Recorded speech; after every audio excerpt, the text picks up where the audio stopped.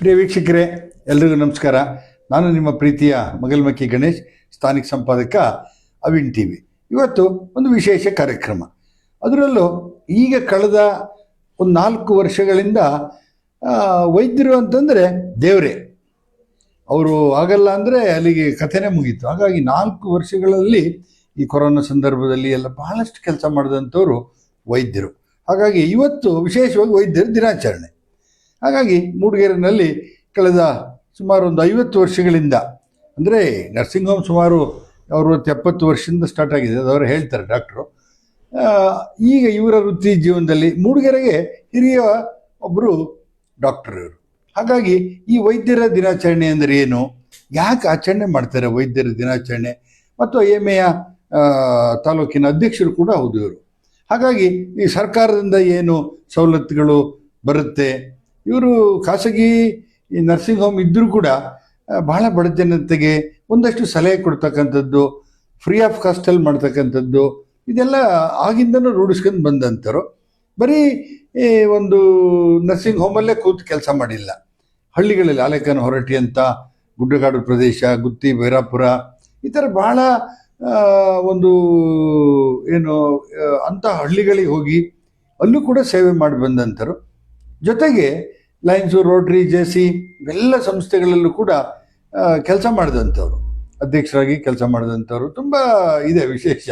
ಹಾಗಾಗಿ ವೈದ್ಯರ ದಿನಾಚರಣೆ ದಿವಸ ಒಬ್ಬರು ಹಿರಿಯ ವೈದ್ಯರನ್ನ ನಿಮ್ಮ ಜೊತೆ ಸೇರಿ ಸ್ಕೂಲ್ ಬಿಲ್ಡಿಂಗ್ ಕಟ್ಟಿದ್ದು. School building. ಹಾಗಾಗಿ ಹಿರಿಯ ವೈದ್ಯರನ್ನ ಮಾತಾಡ್ಸೋಗೋಣ. ಇದು ಅವಿನ್ ಟಿವಿ. ನಾವೀಗ ವಿಶೇಷ ಕಾರ್ಯಕ್ರಮಗಳನ್ನು ಮಾಡ್ತಾ ಇದ್ವಿ. ಹಾಗಾಗಿ ವೀಕ್ಷಕರೇ, ಈ ಒಂದು ಅವಿನ್ ಟಿವಿಯನ್ನು ನೀವು ಲೈಕ್ ಮಾಡಿ, ಶೇರ್ ಮಾಡಿ, ಕಾಮೆಂಟ್ ಮಾಡಿ. ನೀವು ಈ ಡಾಕ್ಟರ್ ಮಾತಾಡೋದನ್ನ ನೀವು ಕೇಳಿಸ್ಕೊಂಡಿರ್ತೀರಿ. ಹಾಗಾಗಿ ಅದನ್ನು ಇನ್ನೊಬ್ಬರಿಗೆ ಅನುಕೂಲ ಆಗಲಿ ಅನ್ನೋದರ ಒಂದು ದೃಷ್ಟಿಯಿಂದ ನೀವು ಕೂಡ ಒಂದಷ್ಟು ಶೇರ್ ಮಾಡಿ. ನಾನೀಗ ಡಾಕ್ಟರ್ನ ಮಾತಾಡಿಸ್ತಾ ಹೋಗ್ತೀನಿ. ನಮಸ್ಕಾರ ಸರ್. ನಮಸ್ಕಾರ. ತಮ್ಮ ಪೂರ್ಣ ಹೆಸರೇನು ಸರ್? ನಾನು ಡಾಕ್ಟರ್ ರಾಮಚರಣ ಅಡ್ಯಂತಾಯ.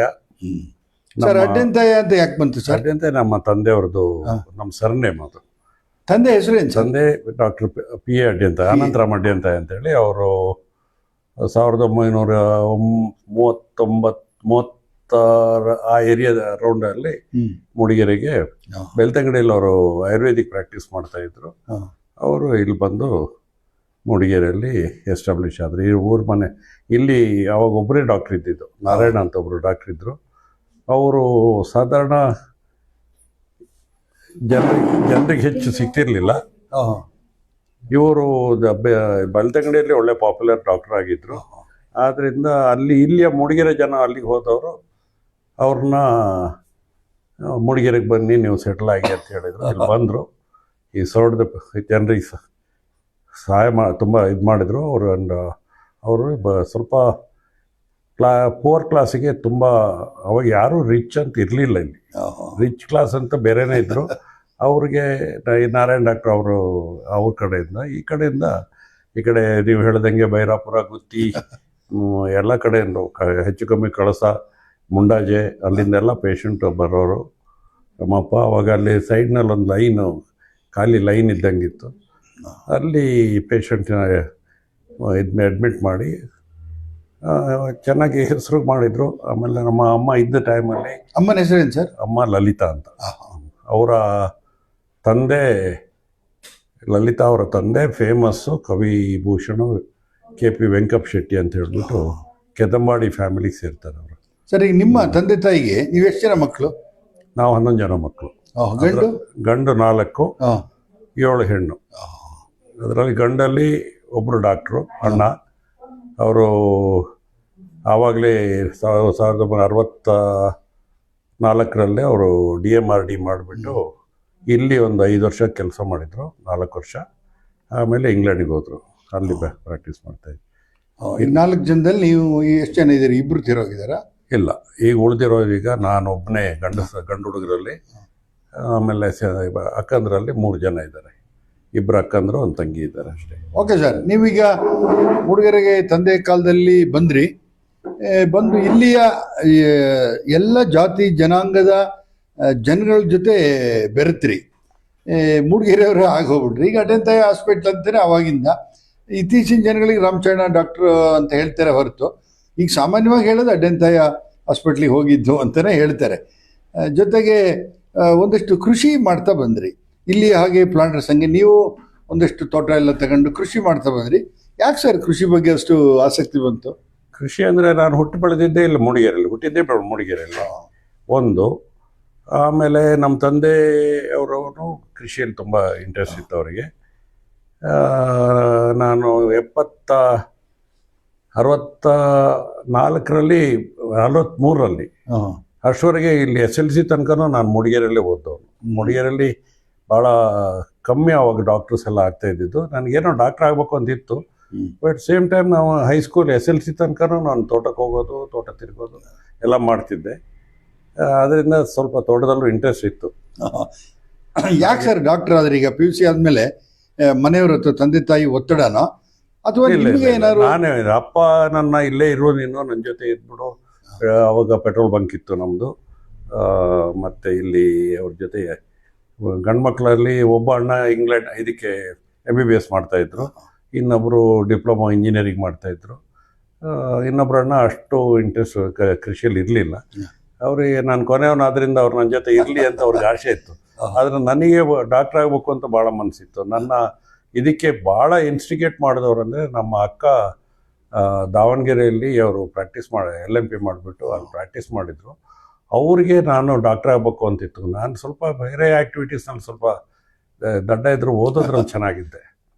ಆದ್ದರಿಂದ ಅವರು ಇವನು ಡಾಕ್ಟ್ರೇ ಆಗಲೇಬೇಕು ಅಂತ ಅವ್ರಿಗೂ ಒಂದು ಇನ್ಸ್ಟಿಗೇಷನ್ ಇತ್ತು. ನಾನು ಹಿಂದಿನ ನಿಮ್ಮನ್ನು ಮಾತಾಡಿಸ್ಬೇಕು ಅಂತಿದ್ದೆ, ವೈಯಕ್ತಿಕ ಪರಿಚಯ ಎಲ್ಲ ಒಂದಷ್ಟು. ಇವತ್ತು ಒಳ್ಳೆ ದಿನ ಸಿಕ್ಕಿದೆ. ಇನ್ನೊಂದಷ್ಟು ನಿಮ್ಮ ಬಗ್ಗೆ, ಈಗ ಮೂಡಿಗೆರೆ ಬಂದ್ರಿ, ಡಾಕ್ಟರ್ ವೃತ್ತಿನೇ ಭಾಳ ಬ್ಯುಸಿ ಇರೋಂಥವ್ರು ನೀವು. ಅದ್ರ ಜೊತೆ ಸ್ಟಾರ್ಟಿಂಗಲ್ಲಿ JCಗೆ ಸೇರಿದ್ರಿ. ಆ JC ಬಿಲ್ಡಿಂಗ್ ನಿಮ್ಮ ಪೀರಿಯಡ್ನಲ್ಲೇ ಉದ್ಘಾಟನೆ ಆಯಿತು. ಭಾರತ ದೇಶದಲ್ಲೇ ಪ್ರಥಮ ಅಂತ ಹೇಳಿದ್ದಾರೆ, ಪ್ರಥಮನ ದ್ವಿತೀಯನಂತೂ ಫಸ್ಟ್ JC ಬಿಲ್ಡಿಂಗ್ ಅಂತ. ಆ JCಗೆ ಹೋಗೋದಕ್ಕೆ ನಿಮ್ಗೆ ಹೇಳಿದವ್ರು ಯಾರು, ಮತ್ತು ಸಮಯ ಆಯಿತು ಸರ್? ಇಲ್ಲ, ಹಾಗಲ್ಲ. ಅದು ನಾವು MBBS ಮಾಡಿದಾಗ ಅದು ಇದರಲ್ಲಿ ಬಳ್ಳಾರಿ ಮೆಡಿಕಲ್ ಕಾಲೇಜ್ನಲ್ಲಿ MBBS ಮಾಡಿದ್ದು ನಾವು. ಅಲ್ಲಿ ಸೋಷಲೈಸೇಷನ್ ಎಲ್ಲ ಆಯಿತು. ನಾವು ಇಲ್ಲಿತ್ತು. ಇಲ್ಲಿ ಮೂಡಿಗೆರೆ ನಾನು ಬಂದ ಟೈಮಲ್ಲಿ 72 ಜೂನ್ 5ನೇ ತಾರೀಕಿಗೆ ಮೂಡಿಗೆರೆಗೆ ಬಂದೆ. ಸಖತ್ ಮಳೆ ಇಲ್ಲಿ. ನಾನು ಇಲ್ಲಿ ಇರಬೇಕು ಅಂತ ಇದಿರಲಿಲ್ಲ. ನನಗೆ PG ಮಾಡಬೇಕು ಅಂತಿತ್ತು, ಭಾಳ ಮನಸ್ಸಿತ್ತು. ನಮ್ಮ ತಂದೆಯವ್ರದ್ದು ಆರೋಗ್ಯ ಅಷ್ಟು ಚೆನ್ನಾಗಿರಲಿಲ್ಲ. ಅವರು ಇನ್ಸಿಸ್ಟ್ ಮಾಡೋದು ನೀನು ಇಲ್ಲೇ ಇರಲೇಬೇಕು ಅಂತ ಹೇಳ್ಬಿಟ್ಟು. ಇಲ್ಲಿ ಲೈಫ್ ಅದೇ ಥರ ಇತ್ತು. ಏನು ಒಂದು 3000 ಜನ ಪಾಪ್ಯುಲೇಷನ್ನು, ಒಬ್ಬರು ಯಾರಿಲ್ಲ. ಆಮೇಲೆ ಎಲ್ಲರೂ ಸಾಧಾರಣವಾಗಿ ಎಲ್ಲ ಎಜುಕೇಟೆಡ್ ಅಂತ ಏನಿದ್ರು, ಯಾರು ಹೈಫೈ ಇದ್ರು ಅವರೆಲ್ಲ ಅವ್ರವ್ರ ತೋಟದಲ್ಲಿದ್ರು, ಅಲ್ಲದೆ ಟೌನ್ನಲ್ಲಿ ಯಾರೂ ಇರಲಿಲ್ಲ. ಇದು ನಮಗೆ ಭಾಳ ಬೇಜಾರಾಗೋದು. ಸಾಯಂಕಾಲ ನಾವು ಅಲ್ಲೆಲ್ಲ ಕಾಲೇಜ್ ಡೇಸ್ನಲ್ಲಿ ಶಟ್ಲ್ ಆಡೋದು, ಟೆನ್ನಿಸ್ ಆಡೋದು, ಬೇರೆ ಆ್ಯಕ್ಟಿವಿಟೀಸ್ ಎಲ್ಲ ಏನಿಲ್ಲದೆ ಸಿನಿಮಾಕ್ಕಾದರೂ ಹೋಗ್ತಿದ್ವಿ. ಅದೂ ಇರಲಿಲ್ಲ ಇಲ್ಲಿ ಥಿಯೇಟ್ರ್. ಸೊ ನಾನೇನು ಮಾಡಿದೆ, ಫಸ್ಟು ಮಳೆಗಾಲ ಕಳೆದ ಕೂಡಲೇ 73ರಲ್ಲಿ ನಾವು 73 ಸೆಪ್ಟೆಂಬರ್ ಆಗಸ್ಟಲ್ಲಿ ಚಿಕ್ಕಮಗಳೂರಿನವ್ರು ಬಂದುಬಿಟ್ಟು JC ಮಾಡೋಣ ಅಂತ ಚಿಕ್ಕಮಗಳೂರಿಂದ ಡಾಕ್ಟರ್ ನಾಣಯ್ಯ ಮತ್ತು ಅವ್ರ ಗ್ರೂಪು, ಅವ್ರ ಶೆಟ್ರು ಅವರೆಲ್ಲ ಬಂದರು. TVನಲ್ಲಿ ಮೀಟಿಂಗ್ ಆಯಿತು. ಸುಂದರೇಶ್ ಅವ್ರನ್ನ ಪ್ರೆಸಿಡೆಂಟ್ ಮಾಡಿದರು, ನನ್ನ ಸೆಕ್ರೆಟ್ರಿ ಮಾಡಿದರು. So there so much of difference ಇತ್ತು. ನನಗೂ ಅನಿಸೋದು ಇಲ್ಲಿ ಒಂದು ಮದುವೆ, ನಾನು ಇಲ್ಲಿದ್ದ ಮದುವೆಗೆ ಅವ್ರಿಗೆ ಅಟೆಂಡ್ ಆಗಿರಲಿಲ್ಲ. ಬಟ್ ನಾನು ನೋಡ್ದಂಗೆ ಮದುವೆ ಆಗಲಿ, ಒಂದು ಯಾವುದೇ ಕಾರ್ಯ ಆಗಲಿ, ಎಲ್ಲರೂ ಬರೋರು, ಎಲ್ಲರೂ ರಿಲೇಟೆಡೇ ಇಲ್ಲಿ. ಹೆಚ್ಚು ಕಮ್ಮಿ ಎಲ್ಲ ಒಕ್ಕಲಿಗ ಕಮ್ಯುನಿಟಿ ಅವರು ಎಲ್ಲ ರಿಲೇಟೆಡೇ. ಆದರೆ ಒಬ್ರಿಗೊಬ್ರಿಗೆ ಪರಿಚಯ ಇರಲಿಲ್ಲ. ಈ JC ಇದಾದಾಗ ಎಲ್ಲರೂ ಸೇರಿಕೊಂಡು ನಾವು ಕಲೆಕ್ಷನ್ಗೆಲ್ಲ ಹೋದು. ಆ ರ್ಯಾಪೋರ್ಟ್ ಬಿಟ್ವೀನ್ ಈಚ್ ಇದು ಫ್ಯಾಮಿಲೀಸ್ ಸ್ವಲ್ಪ ಇಂಪ್ರೂವ್ ಆಯಿತು. ಇದು ನೋಡಿಬಿಟ್ಟು ಆಮೇಲೆ ಇಲ್ಲಿ ಏನು ಆಟ ಆಡೋಕ್ಕೆ ಏನೂ ಇದಿರಲಿಲ್ಲ. ನಾನೊಂದು ವಾಲಿಬಾಲ್ ಕೋರ್ಟ್ ಮಾಡಿದೆ. ನನ್ನ ಹಿಂದ್ಗಡೆ ಕ್ಲಿನಿಕ್ ಹಿಂದ್ಗಡೆ ಸುಮಾರು ಜಾಗ ಇತ್ತು. ಈಗೇನು ನರ್ಸಿಂಗ್ ಹೋಮ್ ಮಾಡಿದ್ದೀವ, ಆ ಜಾಗ ಫುಲ್ ಖಾಲಿ ಇತ್ತು. ಅಲ್ಲಿ ಫಸ್ಟ್ ವಾಲಿಬಾಲ್ ಕೋರ್ಟ್ ಮಾಡೋದು. ವಾಲಿಬಾಲ್ ಕೋರ್ಟಲ್ಲಿ ಜನ ಸಾಲಲಿಲ್ಲ ಆಟ ಆಡೋಕ್ಕೆ. ಆಮೇಲೆ ಶಟಲ್ ಸ್ಟೋರ್ ಓಪನ್ ಮಾಡಿದೆ. ನಾನು ಕಾಲೇಜ್ ಡೇಸಲ್ಲಿ ಶಟಲ್ ಆಡ್ತಾಯಿದ್ದು. ಆಮೇಲೆ ನಾನು ನನ್ನ ಬ್ರದರು ಜಯರಾಮಡ್ಡಿ ಅಂತ ಅವರು ಇದರಲ್ಲಿ ತೋಟದಲ್ಲಿ ಶಟಲ್ ಆಡ್ತಾಯಿದ್ದು. ಶಟ್ಲ್ ಇಲ್ಲಿ ಮೂಡಿಗೆರೆಯಲ್ಲಿ ಶಟ್ಲ್ ನೋಡಿದವರೇ ಇರಲಿಲ್ಲ ಆವಾಗ. ಬಾಲ್ ಬ್ಯಾಡ್ಮಿಂಟನ್ ಅಂತೂ ಭಾಳ ಪಾಪ್ಯುಲರ್ ಇತ್ತು. ಯಾಕಂದರೆ 62ರಲ್ಲೇನೋ ಇಲ್ಲಿ ನ್ಯಾಷನಲ್ ಲೆವೆಲ್ ಟೂರ್ನಮೆಂಟ್ ಆಗಿ ತುಂಬ ಪಾಪ್ಯುಲರ್ ಆಗಿತ್ತು. ಎಲ್ಲರೂ ಬಾಲ್ ಬ್ಯಾಡ್ಮಿಂಟನ್ ಆಡೋರು, ಶಟ್ಲ್ ಅದು ನೋಡೋಕ್ಕೆ ಗಾಳಿಲಿ ಹಾರೋದು ಹಕ್ಕಿ ಹೆಂಗೆ ಆಡೋದು, ಅದೆಂತ ಶಟ್ಲ್ ಆಡ್ತೀರಾ ಅಂತ. ಒಂದು ದಿವಸ ನಾನು ಶಟ್ಲ್ ಆಡೋಕ್ಕೆ ಶುರು ಮಾಡಿದ್ಮೇಲೆ ಅವ್ರಿಗೆ ರಿಯಲೈಸ್ ಆಯಿತು ಇಟ್ಸ್ ಎ ಟಫ್ ಗೇಮ್ ಅಂತ. ಆಮೇಲೆ NN ಪ್ರಸನ್ನ ಅವರು ಅವರ ಇದರಲ್ಲಿ ಮಿಲ್ಲಲ್ಲಿ, ಒಂದು ಹಳೆ ಮಿಲ್ಲಲ್ಲಿ ಜಾಗ ಇತ್ತು ಶಟ್ಲ್ ಕೋರ್ಟಿಗೆ ಆಗೋಷ್ಟು, ಅಲ್ಲಿ ಎಲ್ಲ ಸೇರ್ಕೊಂಡು ಅಲ್ಲಿ ಆಡೋಣ ಅಂದರು. ಸಾಯಂಕಾಲ ಹೇಗೂ ಇಲ್ಲಿ ಗಾಡಿ ಇಲ್ಲ ಆಡೋಕ್ಕಾಗೋಲ್ಲ, ಅಲ್ಲಿ ಅಂತ ಆಡೋಕ್ಕೆ ಶುರು ಮಾಡಿದ್ರು.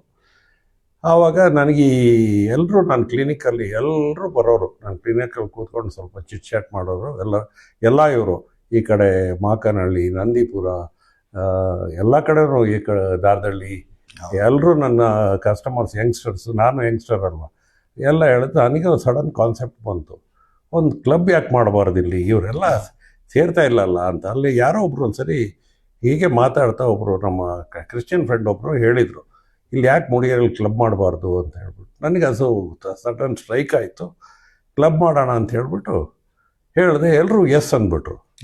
ಬರೀ ಮೂಡಿಗೆರೆ ಕ್ಲಬ್ಗೆ ಅಲ್ಲಿಗಾಯಿತು. ಆಮೇಲೆ ಅಷ್ಟರಲ್ಲಿ NSC ಕಲೆಕ್ಷನ್ ಎಲ್ಲ ಅಂತ ಹೇಳ್ಬಿಟ್ಟು NSC ಕಲೆಕ್ಷನ್ ಮಾಡ್ತಾಯಿತ್ತು. ಅದು ಸುಮಾರು 75,000 ರೂಪಾಯಿ ಅಷ್ಟು ಕಲೆಕ್ಷನ್ ಆಗಿತ್ತು. ಯಾರ್ದು ಅದರಲ್ಲಿ ಇನ್ವೆಸ್ಟ್ಮೆಂಟ್ ಇಲ್ಲ. ಬಂದು ಅದು ಅವ್ರು ಹಾಕಿರೋ 1 ಲಕ್ಷ ರೂಪಾಯಿಗೆ ಇಷ್ಟು ದುಡ್ಡು ಅಂತ ಬರೋದು, ಇಂಟ್ರೆಸ್ಟ್ ಅದರಲ್ಲಿ. ಅದನ್ನು ಇದು ಮಾಡಿಬಿಟ್ಟು ಅವರ NSC ಅವ್ರ ದುಡ್ಡು ವಾಪಸ್ ಹೋಗೋದು. ಆ ದುಡ್ಡಲ್ಲಿ ನಾನು 18ನಲ್ಲಿ ನಾನು ನಾನು ಪ್ರೆಸಿಡೆಂಟ್ ಆದೆ ಮೂಡಿಗೆರೆ JCSದು. ಆವಾಗ ಇದನ್ನು ಕಟ್ಬಿಡೋಣ ಅಂತ ಆಗ್ಬಿಡ್ತು. ನಾನು ಅದೇ ಟೈಮ್ನಲ್ಲಿ ನರ್ಸಿಂಗ್ ಹೋಮ್ 79ನಲ್ಲಿ ನರ್ಸಿಂಗ್ ಹೋಮ್ ಕೂಡ ಶೂಟ್ ಮಾಡೋ ಬಂತು ಇಲ್ಲಿ. ಯಾಕಂದರೆ ಜನರಿಗೆ ಸುಮಾರು ಅವಾಗಿನ್ನ ಹಾಸ್ಪಿಟ್ಲ್ ಏನೋ ಇರಲಿಲ್ಲ. ಇದಕ್ಕಿಂತ ಮೊದಲು ನಾನು ಹೇಳೋದಾದರೆ 72ರಲ್ಲಿ ಇನ್ನೊಂದು ಇನ್ಸ್ಟಿಟ್ಯೂಷನ್ ಮೂಡಿಗೆರೆ ಕೂರಕ್ಕೆ ಇನ್ನೊಬ್ಬರು, ನಾನು ಯಾರನ್ನ ಜಾಸ್ತಿ ನೆನಪು ಮಾಡ್ಕೋಬೇಕು ಅಂದರೆ ನಮ್ಮ ಡಾಕ್ಟರ್ ಕಾಟಪ್ಪ ಅಂತ ಒಬ್ಬರು ಡಾಕ್ಟ್ರ್ ಇದ್ದರು ಗೌರ್ಮೆಂಟ್ ಹಾಸ್ಪಿಟ್ಲಲ್ಲಿ. ಆವಾಗ ಹಾಸ್ಪಿಟ್ಲ್ ವರ್ಕಿಂಗ್ ಅವರ್ಸು 8 ಗಂಟೆ ಬೆಳಗ್ಗೆಯಿಂದ 12 ಗಂಟೆ ತನಕ ಇರೋದು. ಆಮೇಲೆ ಅವ್ರಿಗೆ ಸ್ವಲ್ಪ ಇಸ್ಪೀಟಿನ ಚಟ ಇತ್ತು.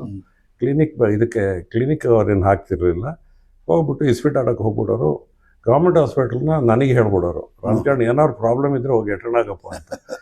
ಆಮೇಲೆ ಅವ್ರು ಹೇಳಿದರು, ಮೂಡಿಗೆರೆಯಿಂದ ಯಾವುದೇ ಪೇಷಂಟ್ನ ನಾವು ಯಾವ ಥರ ನೋಡಬೇಕು ಅಂದರೆ ಅವ್ರು ಏನು ಚಿಕ್ಕಮಗಳೂರಿಗಾಗಲಿ ಬೇರೆ ಕಡೆ ಹೋಗಲಿಕ್ಕೆ ಅವ್ರು ಆದಷ್ಟು ನಾವು ಇಲ್ಲಿ ಟ್ರೈ ಮಾಡೋಣ, ಇದು ಮಾಡೋಣ ಅಂತ ಹೇಳಿ, ನೀನೊಂದು ಎಕ್ಸ್ರೇ ಹಾಕು ಅಂದರು. ಆ ಎಕ್ಸ್ರೇನೂ ಹಾಕಿದೆ. ಇನ್ನೊಬ್ಬರು ಡಾಕ್ಟ್ರು ನನ್ನ ಫ್ರೆಂಡ್ ಅಲ್ಲ, ನಮಗೆ ಹಿರಿಯರು ಅವರು, ನಾರಾಯಣಪ್ಪ ಅಂತ ಈಗಿಲ್ಲ ಅವರು.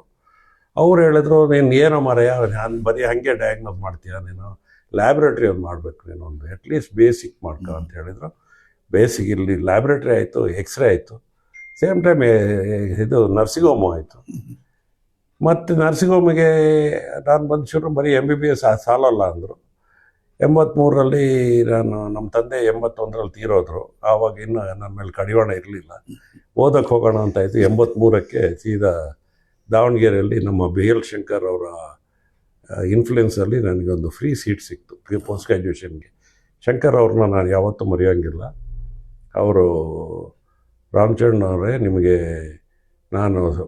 ಯಾವ ಕೋರ್ಸ್ ಬೇಕಾದ್ರೂ ಮಾಡಿ, ನಾನು ನಿಮಗೆ ಫ್ರೀ ಸೀಟ್ ಕೊಡಿಸ್ತೀನಿ, ದಾವಣಗೆರೆ ಬೇಕಾದ್ರೆ ನನಗೇಂದ್ರೆ ಅಲ್ಲಿ ನಮ್ಮ ಅಕ್ಕನ ಮನೆ ಇದ್ದಿದ್ದರಿಂದ ದಾವಣಗೆರೆನ ಪ್ರಿಫರ್ ಮಾಡಿದೆ. ನಮಗೆ ಮತ್ತು ಈ 12 ವರ್ಷದ ಮೇಲೆ ಪೋಸ್ಟ್ ಗ್ರ್ಯಾಜುಯೇಷನ್ ಮಾಡೋದಂದರೆ ತಮಾಷೆ ಅಲ್ಲ. ಸಬ್ಜೆಕ್ಟ್ ಎಲ್ಲ ಚೇಂಜ್ ಆಗಿರುತ್ತೆ. ಸೊ ನನ್ನ ಫೇವ್ರೇಟ್ ಸಬ್ಜೆಕ್ಟೇ ಗೈನಕಾಲಜಿ ಇತ್ತು. ಆಬ್ಸ್ಟೆಟಿಕ್ಸ್ ಗೈನಕಾಲಜಿ ಇದರಲ್ಲಿ PG ಮಾಡಿಕೊಂಡು ಮೂಡಿಗೆರೆಗೆ ಬಂದು ಒಂದು 15 ವರ್ಷಕ್ಕೆ ಮಾಡಿದೆ ಆಬ್ಸ್ಟೆಟಿಕ್ಸು. ಆಮೇಲೆ ಇನ್ನೇನು ಹೇಳಿ, ಇನ್ನೊಂದು 53-54 ವರ್ಷ ಸರ್ವಿಸು. 54 ವರ್ಷ, 52 ವರ್ಷ, 53 ವರ್ಷ, 53 ಮಧ್ಯ ಒಂದು ಇದರಲ್ಲಿ ನಾವು ನೆನೆಸ್ಕೋಬೇಕು. ಯಾಕಂದರೆ ಮಧ್ಯದಲ್ಲಿ MGM ಹಾಸ್ಪಿಟಲ್ ಸ್ಟಾರ್ಟ್ ಆಯಿತು. ಆ ಟೈಮಲ್ಲಿ ಅಲ್ಲೂ ನಾನು ಹೋಗಿ ಕೆಲಸ ಮಾಡಿದ್ದು ಉಂಟು. ಅಂದರೆ not for the money or anything. ಫ್ರೆಂಡ್ಶಿಪ್ಪಲ್ಲಿ ನಮಗೆ ಡಾಕ್ಟರ್ ಪದ್ಮನಾಭ, ಡಾಕ್ಟರ್ ಶಾಲಿನಿ ಮತ್ತು ಡಾಕ್ಟರ್ ಸುಬ್ರಹ್ಮಣ್ಯ ಅಂತ ENT ಇದ್ದರು. ಇವರೆಲ್ಲ ನಮ್ಮ ಹತ್ರ ತುಂಬ ಇದಿದ್ರು. ಆಮೇಲೆ ಎಮರ್ಜೆನ್ಸಿನಲ್ಲಿ ನಾನು ಇಲ್ಲ ಕೇಳಿದ್ದೀವಿ, ಆಕ್ಸಿಡೆಂಟ್ ಕೇಸಲ್ಲಿ ಡಾಕ್ಟರ್ ಒಬ್ರು ಇಬ್ರು ಇದ್ದಾಗ 7-8 ಜನಕ್ಕೆ ಪೆಟ್ಟು ಎಲ್ಲ ಆದಾಗ ನೀವು ನಿಮ್ಮ ಕ್ಲಿನಿಕ್ ಬಿಟ್ಟು ಗೌರ್ಮೆಂಟ್ ಹಾಸ್ಪಿಟಲ್ ಕೂಡ ಅವಾಗ ಹೇಳ್ಕೊಳ್ಸೋ ಸರ್ವಿಸ್ ಮಾಡಿದ್ದೀರಿ. ಸರ್ವಿಸ್ ಡಾಕ್ಟರ್ಸ್ ಇರಲಿಲ್ಲ ಆ ಟೈಮಲ್ಲಿ. ನನಗಿನ್ನೂ ನೆನಪು ಯಾವುದು ಅಂದರೆ, ಒಂದು ಸರಿ ತುಂಬ ಜಾಸ್ತಿ ಆಯ್ತಾ ಹೇಳಿ, ಇಲ್ಲ ಮಾತಾಡಿ ಸರ್. ಗೋಣಿಬೀಡು ಹತ್ರ ಒಂದು ರಾತ್ರಿ 12 ಗಂಟೆಗೇನೋ ಒಂದು ಟ್ರ್ಯಾಕ್ಟ್ರು ಅಪ್ಸೆಟ್ ಆಗಿಬಿಟ್ಟು ಹ್ಮ್. ಸುಮಾರು ಒಂದು 40 ಜನಕ್ಕೆ ಪೆಟ್ಟಾಯಿತು. ಗೌರ್ಮೆಂಟ್ ಆಸ್ಪತ್ರೆಯಿಂದ ಕಾಲ್ ಬಂತು 1 ಗಂಟೆ ಹೊತ್ತಿಗೆ, ಹೀಗೆ ಆಗಿದೆ, ಡಾಕ್ಟರ್ಸ್ ಬೇಕು ಅಂತ. ನನ್ನ ಬಿಲ್ಡಿಂಗಲ್ಲಿ ಸುಮಾರು 4-5 ಜನ ಗೌರ್ಮೆಂಟ್ ಡಾಕ್ಟರ್ಸ್ ಇದ್ದರು. ಅಲ್ಲಿ MGM ಹಾಸ್ಪಿಟ್ಲಲ್ಲಿ ಒಬ್ಬರು ರಾಮು ಅಂತಿದ್ರು, ಅವ್ರಿಗೆ ಅಷ್ಟು ಅಡ್ಮಿನಿಸ್ಟ್ರೇಷನ್ ಇದಿರಲಿಲ್ಲ. ಅವರು ಇಲ್ಲಿ ಡಾಕ್ಟರ್ಸ್ಗೆ ಹೇಳ್ಕೊಳಿಸ್ಬೋದು. ನನಗೆ ಫೋನ್ ಬಂತು, ನಾನು ಹೇಳಿದೆ ನಮಗೆ ಕಾಲ್ ಬಂದರೆ ನಾವು ಬರ್ತೀವಿ ಅಂದರು ಆ ಡಾಕ್ಟರ್ಸು. ನಾನು ಹೋದೆ, ಅಲ್ಲಿ ಹೋಗಿ ನೋಡಿದರೆ ಸಾಧಾರಣ 40 ಜನರಲ್ಲಿ 30 ಜನಕ್ಕೆ ಎಲ್ರಿಗೂ ಪೆಟ್ಟಾಗಿತ್ತು, ಸಖತ್ ಪೆಟ್ಟು. 3 ಜನ ಏನೋ 4 ಜನ ಏನೋ ತೀರೋಗಿದ್ರು, ಸತ್ತೋಗಿದ್ರು, ಕೈಕಾಲು ಮುರ್ಕೊಂಡಿದ್ರು ಎಲ್ಲ ಇದು. ಬೆಳಗ್ಗೆ ರಾತ್ರಿ 1-1:30 ಗಂಟೆ. ಲಕ್ಕಿಲಿ ಅವಾಗ ಈ HIV ಒಂದು ತಲೆ ಬಿಸಿ ಇರಲಿಲ್ಲ. ನಮ್ಮ ಒಬ್ಬರು ಮೇಲ್ ನರ್ಸ್ ಇದ್ದರು, ಅವರೆಲ್ಲ ಇದು ತಲೆಗೆ ಪೆಟ್ಟು, ಹೆಚ್ಚಾಗಿ ಎಲ್ರಿಗೂ ತಲೆಗೆ ಪೆಟ್ಟು. ಅದೆಲ್ಲ ಸೂಚರಿಂಗ್ ಮಾಡಿಬಿಟ್ಟು ನಾನು ಮನೆಗೆ ಬರಬೇಕಾದ್ರೆ ಬೆಳಗ್ಗೆ 9 ಗಂಟೆ. ಆಮೇಲೆ ಅಲ್ಲಿಂದ ಅಷ್ಟರಲ್ಲಿ ಲಯನ್ಸ್, ಅವಾಗಿನ್ನೂ ಆ್ಯಂಬುಲೆನ್ಸ್ ಅದು ಇದು ಏನೂ ಇರಲಿಲ್ಲ. ಆಮೇಲೆ ಅವಾಗ ಐ ಥಿಂಕ್ NL ಸುಂದರೇಶ್ವರ್ ಏನೋ ಪ್ರೆಸಿಡೆಂಟ್ ಆಗಿದ್ರು ಅಂತ ಕಾಣುತ್ತೆ. ಅವ್ರಿಗೆ ಫೋನ್ ಮಾಡಿ ಕರೆಸಿ ಅವರಿಂದ ಒಂದು ಮೆಟಾಡರ್ ಇದರದ್ದು ಸ್ಟ್ಯಾಂಡರ್ಡ್ ವ್ಯಾನ್ ಇದು ತರಿಸಿ ಕೆಲವ್ರನ್ನೆಲ್ಲ ಚಿಕ್ಕಮಗಳೂರು ಶಿಫ್ಟ್ ಮಾಡಿಸಿದ್ದು. ಹೌದು, ಒಂದ್ಸರಿ ಈಗ ಒಂದು 40 ವರ್ಷದ ಹಿಂದೆ, 40 ವರ್ಷ ಆಯ್ತು, 45 ವರ್ಷ ಆಯ್ತು ಅದು. ಅಲ್ಲ, ಲಕ್ಷ್ಮಣಗೌಡರು ಅಂತ ಮಗಲ್ಮಕ್ಕಿ ಟ್ರ್ಯಾಕ್ಟರ್ ಆಕ್ಸಿಡೆಂಟ್ ಆಗಿತ್ತು. ಅವ್ರು ನಿಮ್ಮ ಕ್ಲಿನಿಕ್ಕಿಗೆ ಬಂದ್ರಿ, ಇಲ್ಲಿಗೆ ಬಂದಾಗ ಹೊಟ್ಟೆ ಉರಿ ಅಂತ ಇದ್ರು. ಆಗ ನೀವು ಮೋಸ್ಟ್ಲಿ ಎಕ್ಸ್ರೇ ಇತ್ತ ಏನಪ್ಪ? ಇಲ್ಲ ಆಗ ರೆಫರ್ ಮಾಡಿ ಮಂಗಳೂರಿಗೆ ಕಳಿಸಿದ್ರಿ? ಇಲ್ಲ, ಮಂಗಳೂರಲ್ಲ. ಅದು ತುಂಬ ನೆನಪಿದೆ ನನಗೆ. ಯಾವಾಗ 74ರಲ್ಲಿ ನಬಾರ್ಡಲ್ಲಿ ಅವ್ರಿಗೊಂದು ಟ್ರ್ಯಾಕ್ಟರ್ ಬಂತು. ನಬಾರ್ಡ್ ಅಂತ ಇದೊಂದು ಇಂಪೋರ್ಟೆಡ್ ಫರ್ಗೂಸನ್ ಟ್ರ್ಯಾಕ್ಟ್ರು. ಇವರು ಎಜುಕೇಟೆಡ್, ಅವಾಗ ಅಷ್ಟು ಓದೋರೇ ಕಮ್ಮಿ ಅಲ್ಲ ಇಲ್ಲಿ. ಇವರು ಟ್ರ್ಯಾಕ್ಟರ್ನಲ್ಲಿ ಹೋಗುವಾಗ ಟ್ರ್ಯಾಕ್ಟರ್ ಇದರಿಂದ ರೆಕಾರ್ಡ್ಸ್ನ ಸೀಟ್ ಅಡಿಯಲ್ಲಿ ಇಟ್ಟಿದ್ದು ಜಾರ್ತು ಅಂಥೇಳಿ ಎತ್ತಕ್ಕೆ ಹೋದಾಗ ಟ್ರ್ಯಾಕ್ಟರ್ ಎಕ್ಸ್ಲೇಟ್ರ್ ಜಾಸ್ತಿ ಆಗಿಬಿಟ್ಟು ಹೋಗ್ಬಿಟ್ಟು ಇದಕ್ಕೆ ಮರಕ್ಕೆ ಹೊಡೆದ್ರು. ಅದು ಬ್ಲಂಟ್ ಇಂಜುರಿ ಆಗಿಬಿಟ್ಟಿರ್ತದೆ ಇಂಟೆಸ್ಟೈನ್ ಒಳಗಡೆ ಕಟ್ಟಾಗಿತ್ತು. ನಾನು ಇವರು ಹಳಸೆ ರಾಯಪ್ಗೌಡರು ಅವ್ರು ಕರ್ಕೊಬಂದು, ಡಾಕ್ಟ್ರೇ ನೋಡಿ ಇವರೇನೋ ಸ್ವಲ್ಪ ಪೆಟ್ ಮಾಡ್ಕೊಂಡಿದ್ದಾರೆ ನೋಡಿ ಅಂತ ಹೇಳಿದ್ರು. ನಾನು ಹೊರಗಡೆಯಿಂದ ನೋಡಿದರೆ ಅವ್ರಿಗೆ ಎಕ್ಸ್ಟರ್ನಲ್ ಇಂಜುರಿ ಏನೂ ಇಲ್ಲ. ಬಟ್ ನನಗೆ ಡೌಟ್ ಆಯಿತು, ಸ್ವಲ್ಪ ಹೊತ್ತು ಮಲಗಿರಿ ಕೊಟ್ರೆ ನೋಡ್ತೀನಿ ಅಂದೆ. ಆಮೇಲೆ ಬಾಯಾರಿಕೆ ಆಗುತ್ತೆ ಅಂತ ಹೇಳಿದಾಗ ಒಂದು ಎಳ್ನೀರು ತರಿಸ್ಕೊಟ್ಟು ಕೂಡಲೇ ಬಂಬಡಿ ಹೊಡ್ಕೊಬಿಟ್ರು. ಮತ್ತು ಅಲ್ಲಿಂದ ಅವ್ರನ್ನ ಚಿಕ್ಕಮಗಳೂರಿಗೆ ಡಾಕ್ಟರ್ ಪಿಂಟೋ ಅಂತ ಹೇಳಿಬಿಟ್ಟು, ಈಗೇನು ಜೋಳದಾಲ್ ನರ್ಸಿಂಗ್ ಹೋಮ್ ಆಗಿದೆಯಾ, ಆವಾಗ ಅದು ಚಿಕ್ಕಮಗಳೂರು ನರ್ಸಿಂಗ್ ಹೋಮ್ ಅಂತೇಳಿ ಅವರು ಅದನ್ನು ಅಲ್ಲಿ ಅವ್ರು FRCS ಒಳ್ಳೆ ಡಾಕ್ಟ್ರು, ಅವರು ಕರ್ಕೊಂಡು ಹೋಗಿ ಅಲ್ಲಿ ಇದು ಮಾಡಿ ಅವ್ರನ್ನ ಅಲ್ಲೇ ಓಪನ್ ಮಾಡಿ ಸೂಚರ್ ಮಾಡಿ ಇನ್ನೂ ಬದುಕಿದ್ದಾರೆ ಅವರು. ಬದುಕಿದ್ದಾರೆ, ಚೆನ್ನಾಗಿದ್ದಾರೆ. 83-84 ಇಯರ್ಸ್ ಈಗ ಅವ್ರಿಗೆ. ಸರ್, ಹೀಗೆ ನಿಮಗೆ ಒಂದು ಬೇಜಾರಾದ ಕ್ಷಣ, ನಾವು ಅವನು ಕರ್ಕೊಂಬರ್ಲಿಲ್ಲ ಇನ್ ಟೈಮಿಗೆ, ಅವನ್ನ ಬದುಕಿಸ್ಬೋದಿತ್ತು, ಅವ್ನು ಬದುಕಿ ಉಳಿಲಿಲ್ಲ ಅಂತ ಯಾವ್ದಾರು ಆ ಥರ ಒಂದು ಕೆಟ್ಟ ಘಟನೆ ನಿಮ್ಮ ಇಷ್ಟು ಇದರಲ್ಲಿ? ನಾನು ಯಾವುದಕ್ಕೂ ಯಾರ ಮೇಲೂ ಕಮೆಂಟ್ ಮಾಡೋದಿಲ್ಲ. ಯಾಕಂದರೆ ಅವ್ರವ್ರ ಆಯಸ್ಸು ಏನು ಮಾಡೋಕ್ಕ, ನನ್ನಿಂದ ಆದರೆ ನಾನು ಬದುಕಿಸ್ತೀನಿ. ನನ್ನ ಹತ್ರ ಸಾವಾಗಿದ್ದು ಆಗಿಲ್ಲ ಅಂತ ಹೇಳಲ್ಲ, ಬಟ್ ಯಾವುದು ನನ್ನ ಕೈಯಿಂದ ಆಗಲಿ ಯಾವುದೇ ಇದಾಗಲಿ ನನ್ನ ಇದರಲ್ಲೂ ಸಾವಾಗಿರೋದು ನನಗೆ ಗೊತ್ತಿದ್ದಂಗೆ ಯಾವುದೂ ಇಲ್ಲ. ಅಂದರೆ ಅವರು ಬಂದಿರೋದು ಲೇಟ್ ಇರ್ಬೋದು, ಹೊರತು ಲೇಟಾಗಿ ಬಂದವರು ಅಫ್ಕೋರ್ಸ್ ಏನೂ ಮಾಡೋಕ್ಕಾಗಲ್ಲ. ಒಂದು ವಾರದಲ್ಲೇ ನನ್ನ ಹತ್ರ 4 ಜನ ನನ್ನ ಕ್ಲಿನಿಕಲ್ಲಿ ತೀರೋಗಿದ್ದಾರೆ. ಅವ್ರೇನಿಲ್ಲ ಬಂದು ಇದು. ನನಗೆ ಭಾಳ ಬೇಜಾರಾಗಿದ್ದು ಅಂದರೆ ರಿಯಲೈಸ್ ಮಾಡಿ ಹೇಳಿನೂ ಮಾಡದೇ ಇದ್ದಿದ್ದು ಒಂದು ಇನ್ಸ್ಟೆನ್ಸು. ನಮ್ಮ ಫ್ರೆಂಡ್ ಅವರು, ಭಾಳ ಫ್ರೆಂಡ್, ಅವ್ರ ಹೆಸರು ಹೇಳೋದಿಲ್ಲ, ಬೇಡ, ಅವ್ರ ಫ್ಯಾಮಿಲಿ ಇದ್ದಾರೆ, ಅವ್ರ ಮನೆಯವ್ರು ನನಗೆ ರಾತ್ರಿ ಫೋನ್ ಮಾಡಿದರು, ಡಾಕ್ಟ್ರೇ ಅವರು ಸ್ವಲ್ಪ ಚೆಸ್ಟ್ ಪೇಯ್ನ್ ಅಂತಿದ್ದಾರೆ ನಮ್ಮ ಯಜಮಾನರು ಅಂತ ಹೇಳಿದರು. ಮಗಳು ಫೋನ್ ಮಾಡಿದ್ಲು ರಾತ್ರಿ 9 ಗಂಟೆ ಹೊತ್ತಿಗೆ. ಸ್ವಲ್ಪ ದೂರನೇ ಅದು ತೋಟ. ಹೇಳಿದೆ, ನೋಡಿ ಅದು ಇಮಿಡಿಯೇಟ್ ಇದಿದೆ, ಅವ್ರನ್ನ ಓಡಾಡೋಕ್ಕೆ ಬಿಡಬೇಡಿ, ಇಮಿಡಿಯೇಟ್ ಚಿಕ್ಕಮಗಳೂರು ಶಿಫ್ಟ್ ಮಾಡಿ, ರಿಕ್ವೈರ್ಸ್ ಇದು, ನಾವೇ ಏನೂ ಮಾಡೋಕ್ಕಾಗಲ್ಲ ಇಲ್ಲಿ ಅಂತ ಹೇಳಿದೆ. ಮಾರನೇ ದಿವಸ ಬೆಳಗ್ಗೆ ಫೋನ್ ಮಾಡಿ ನನಗೆ ಅವರು, ಅಪ್ಪ ಸ್ನಾನ ಮಾಡ್ಬೇಕು ಅಂತಿದ್ದಾರೆ. ನಾ ಏನಮ್ಮ ನಿಮಗೆ ತಲೆ ಸರಿ ಇದೆಯಾ, ಸ್ನಾನ ಮಾಡಿ ನಾವು ಇಮಿಡಿಯೇಟ್ ಶಿಫ್ಟ್ ಮಾಡಿ ಅಂತ ಹೇಳಿದ್ದೀನಿ, ಮೂವ್ ಮಾಡಬೇಡಿ ಅಂತ ಹೇಳ್ಬಿಟ್ಟು ಅವರು ಹೇಳಿದ್ದೀನಿ, ನೀವು ಇನ್ನೂ ಮಾಡಿಲ್ವಲ್ಲ ಅಂತ ಹೇಳಿದೆ. ಆಮೇಲೆ ಅವ್ರು ನೋಡಿದ್ರೆ ಇಲ್ಲ, ಅವರು ಮೂಡಿಗೆರೆಗೆ ಬಂದುಬಿಟ್ಟು ಕಾರ್ ಚೇಂಜ್ ಮಾಡಿ ಬೇರೆ ಕಾರಲ್ಲಿ ಚಿಕ್ಕಮಗಳೂರಿಗೆ ಹೋಗ್ತಾರಂತೆ ಅಂತ ಹೇಳಿದರು. ಬಂದರು ಮೂಡಿಗೆರೆಗೆ. ಅಷ್ಟರಲ್ಲಿ ನನಗೆ ನ್ಯೂಸ್ ಬಂತು, ಅವರು ಈ ಕಡೆ ಪಾಸ್ ಆಗಿದ್ದಾರೆ, ಮೂಡಿಗೆರೆ ಕಡೆ ಬಂದಿದ್ದಾರೆ ಅಂತ ಹೇಳ್ಬಿಟ್ಟು. ಬಂದುಬಿಟ್ಟು ಬ್ಯಾಂಕಲ್ಲಿ ಏನು ಮನಿ ಟ್ರಾನ್ಸಾಕ್ಷನ್ ಎಲ್ಲ ಮಾಡಿ ಅಷ್ಟರಲ್ಲಿ ಎರಡೇ ಮೇಜರ್ ಅಟ್ಯಾಕ್. ಅವ್ರು ನನ್ನ ಕರ್ಕೊಬಂದರು ಆಸ್ಪತ್ರೆಗೆ ಬರೋವಾಗ ರೋಡಲ್ಲೇ ಬಿದ್ದರು ಹೊರಗಡೆ. ಅವ್ರನ್ನ ಎತ್ತು ಒಳಗೆ ಹಾಕಿದಾಗ ನಾನು ಹೋಗಾಗಿತ್ತು. ಆಮೇಲೆ ಅದ್ರ ಎಲ್ಲದಕ್ಕೂ ಆದಮೇಲೆ ನಾನು ಅವ್ರ ಮಿಸ್ಸಸ್ಗೆ ನೋಡೋಕೆ ಹೋದಾಗ ಎಲ್ಲ ನಿಮ್ಮಿಂದ ಆಗಿದ್ದು ಡಾಕ್ಟ್ರೆ, ನೀವೇ ಅವ್ರನ್ನ ಇದು ಮಾಡಿದ್ರಿ ಅಂದ್ಬಿಟ್ಟು ಮರೆಯೋಂಗಿಲ್ಲ ಅದು ಅವ್ರಿಗೆ. ಅಂದರೆ ಅವ್ರು ತಪ್ಪಾಗಿದೆ. ನಾನು ಆಮೇಲೆ ಯಾರೋ ಹೇಳಿದ್ರು ಡಾಕ್ಟ್ರೆ ಬೇಜಾರು ಮಾಡಿ, ಇಲ್ಲ ಬೇಜಾರು ಮಾಡೋಕ್ಕೆ ಸಂಗತಿಯಲ್ಲ, ಯಾರ ಮೇಲಾದರೂ ಒಬ್ರ ಮೇಲೆ ಗೋಬೆ ಕೂರಿಸ್ಬೇಕಾಗತ್ತೆ, ನಾವು ಮಾಡಿದ ತಪ್ಪಿಗೆ ಬೇರೆಯವ್ರಿಗೆ ಹೇಳಬೇಕಾಗತ್ತೆ. ಏನು ಮಾಡೋದು, ಡಾಕ್ಟ್ರುಗಳು ಇರೋದೇ ಅದಕ್ಕಲ್ವ. ಈಗ ಎಲ್ಲ ಡಾಕ್ಟ್ರಿಗೂ ಹಿಡ್ಕೊಂಡು ಹೊಡಿಯೋದೆಲ್ಲ ಇದೆಯಲ್ಲ. ಮೊನ್ನೆ ತಾನೇ ಇದರಲ್ಲಿ ಎಲ್ಲ ಇಡೀ ಆಸ್ಪತ್ರೆನ ಪುಡಿ ಮಾಡಿಬಿಟ್ಟಿದ್ದಾರೆ ಅವರು. ಇದರಲ್ಲಿ ಇಲ್ಲಿ ಬೆಂಗಳೂರಲ್ಲ, ಇಲ್ಲ ಬೆಂಗಳೂರು ಆ ಕಡೆ ಇಲ್ಲ, ಐ ಥಿಂಕ್ ಬಿಜಾಪುರದಲ್ಲೇನ. ಈಗ ನಿಮ್ಮ ಬಗ್ಗೆ ಆ ಥರ ಬಂದು ಡಾಕ್ಟ್ರೇ ನಿಮ್ಮಿಂದ ಸತ್ತೋದ್ರು ಅಂತ ಹೇಳಿದ್ರಿ ಉದಾಹರಣೆ. ಅದೇ ಡಾಕ್ಟ್ರೇ ಗಳಿಗೆಯಲ್ಲಿ ನೀವು ನೋಡಿದ್ರಿಂದ, ಅವರು ರೆಫರ್ ಮಾಡಿದ್ರಿಂದ ಇವತ್ತು ಉಳಿದಿದ್ದಾರೆ ನಮ್ಮ ಮನೆಯವರು ಅಥವಾ ಯಾರು ಅವ್ರ ಸುಮಾರು ಇದ್ದಾರೆ ಹೇಳ್ಕೊಳಕ್ಕೆ. ಅಂದರೆ ಬಹಳ ಇಂಟ್ರೆಸ್ಟಿಂಗ್ ಕೇಸು ಅಂದರೆ, ನಾನು ಕೆಳಗಡೆ ಹಳೆ ಕ್ಲಿನಿಕಲ್ಲಿ ಇದ್ದಾಗ ಅಲ್ಲಿ ಫೆಸಿಲಿಟಿ ಕಮ್ಮಿ, ನನಗೆ ಯಾರೂ ಪರಿಚಯ ಇಲ್ಲ. ಅವರು ಗಂಡ ಹೆಂಡತಿ ಅಲ್ಲಿ ಕೆಳಗಡೆ ಹಳೆ ಮುಡಿಗೆರೆ ದೇವಸ್ಥಾನದಲ್ಲಿ ಪೂಜೆ ಮಾಡಿಸ್ಬಿಟ್ಟು ನಡ್ಕೊಂಡು, ಎಷ್ಟು ಅಪ್ಪಿದೆ ಹೇಳಿ, ಹೆಚ್ಚು ಕಮ್ಮಿ 100 ಅಡಿ ಎತ್ತರ ಆಗುತ್ತೆ ಅಲ್ಲಿ ಗಣಪತಿ ದೇವಸ್ಥಾನದಿಂದ ನಡ್ಕೊಂಡು ಬಂದಿದ್ದಾರೆ. ಬರ್ತಾ ಅವರಿಗೆ ನನ್ನ ಕ್ಲಿನಿಕ್ ಮುಂದೆನೇ ಎದೆನೋ ಬಂದಿದೆ.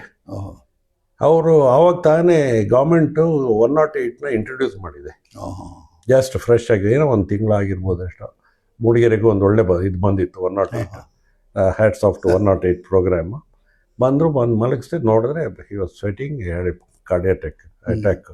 ಅವ್ರನ್ನ ಇಮಿಡಿಯೇಟ್ ಅವ್ರಿಗೆ 108 ರಿಂಗ್ ಮಾಡಿದೆ, ಫ್ಲೂಯಿಡ್ ಎಲ್ಲ ಸ್ಟಾರ್ಟ್ ಮಾಡಿದೆ, ಎಸೆನ್ಷಿಯಲ್ ಡ್ರಗ್ಸ್ ಕೊಟ್ಬಿಟ್ಟು ಅವ್ರನ್ನ ಚಿಕ್ಕಮಗಳೂರಿಗೆ ಕಳಿಸ್ದೆ, ಗೌರ್ಮೆಂಟ್ ಹಾಸ್ಪಿಟ್ಲಿಗೆ. ಅವ್ರಿಗೆಲ್ಲ ಅವಾಗ ಇದೆಲ್ಲ ಇತ್ತು ಫಾರ್ಮ್ಯಾಟ್ಸ್, ಗೌರ್ಮೆಂಟ್ ಹಾಸ್ಪಿಟ್ಲಿಗೆ ಕಳಿಸ್ಬೇಕು ಅಂತೇಳಿ ಅಲ್ಲಿ ಕಳಿಸ್ದೆ.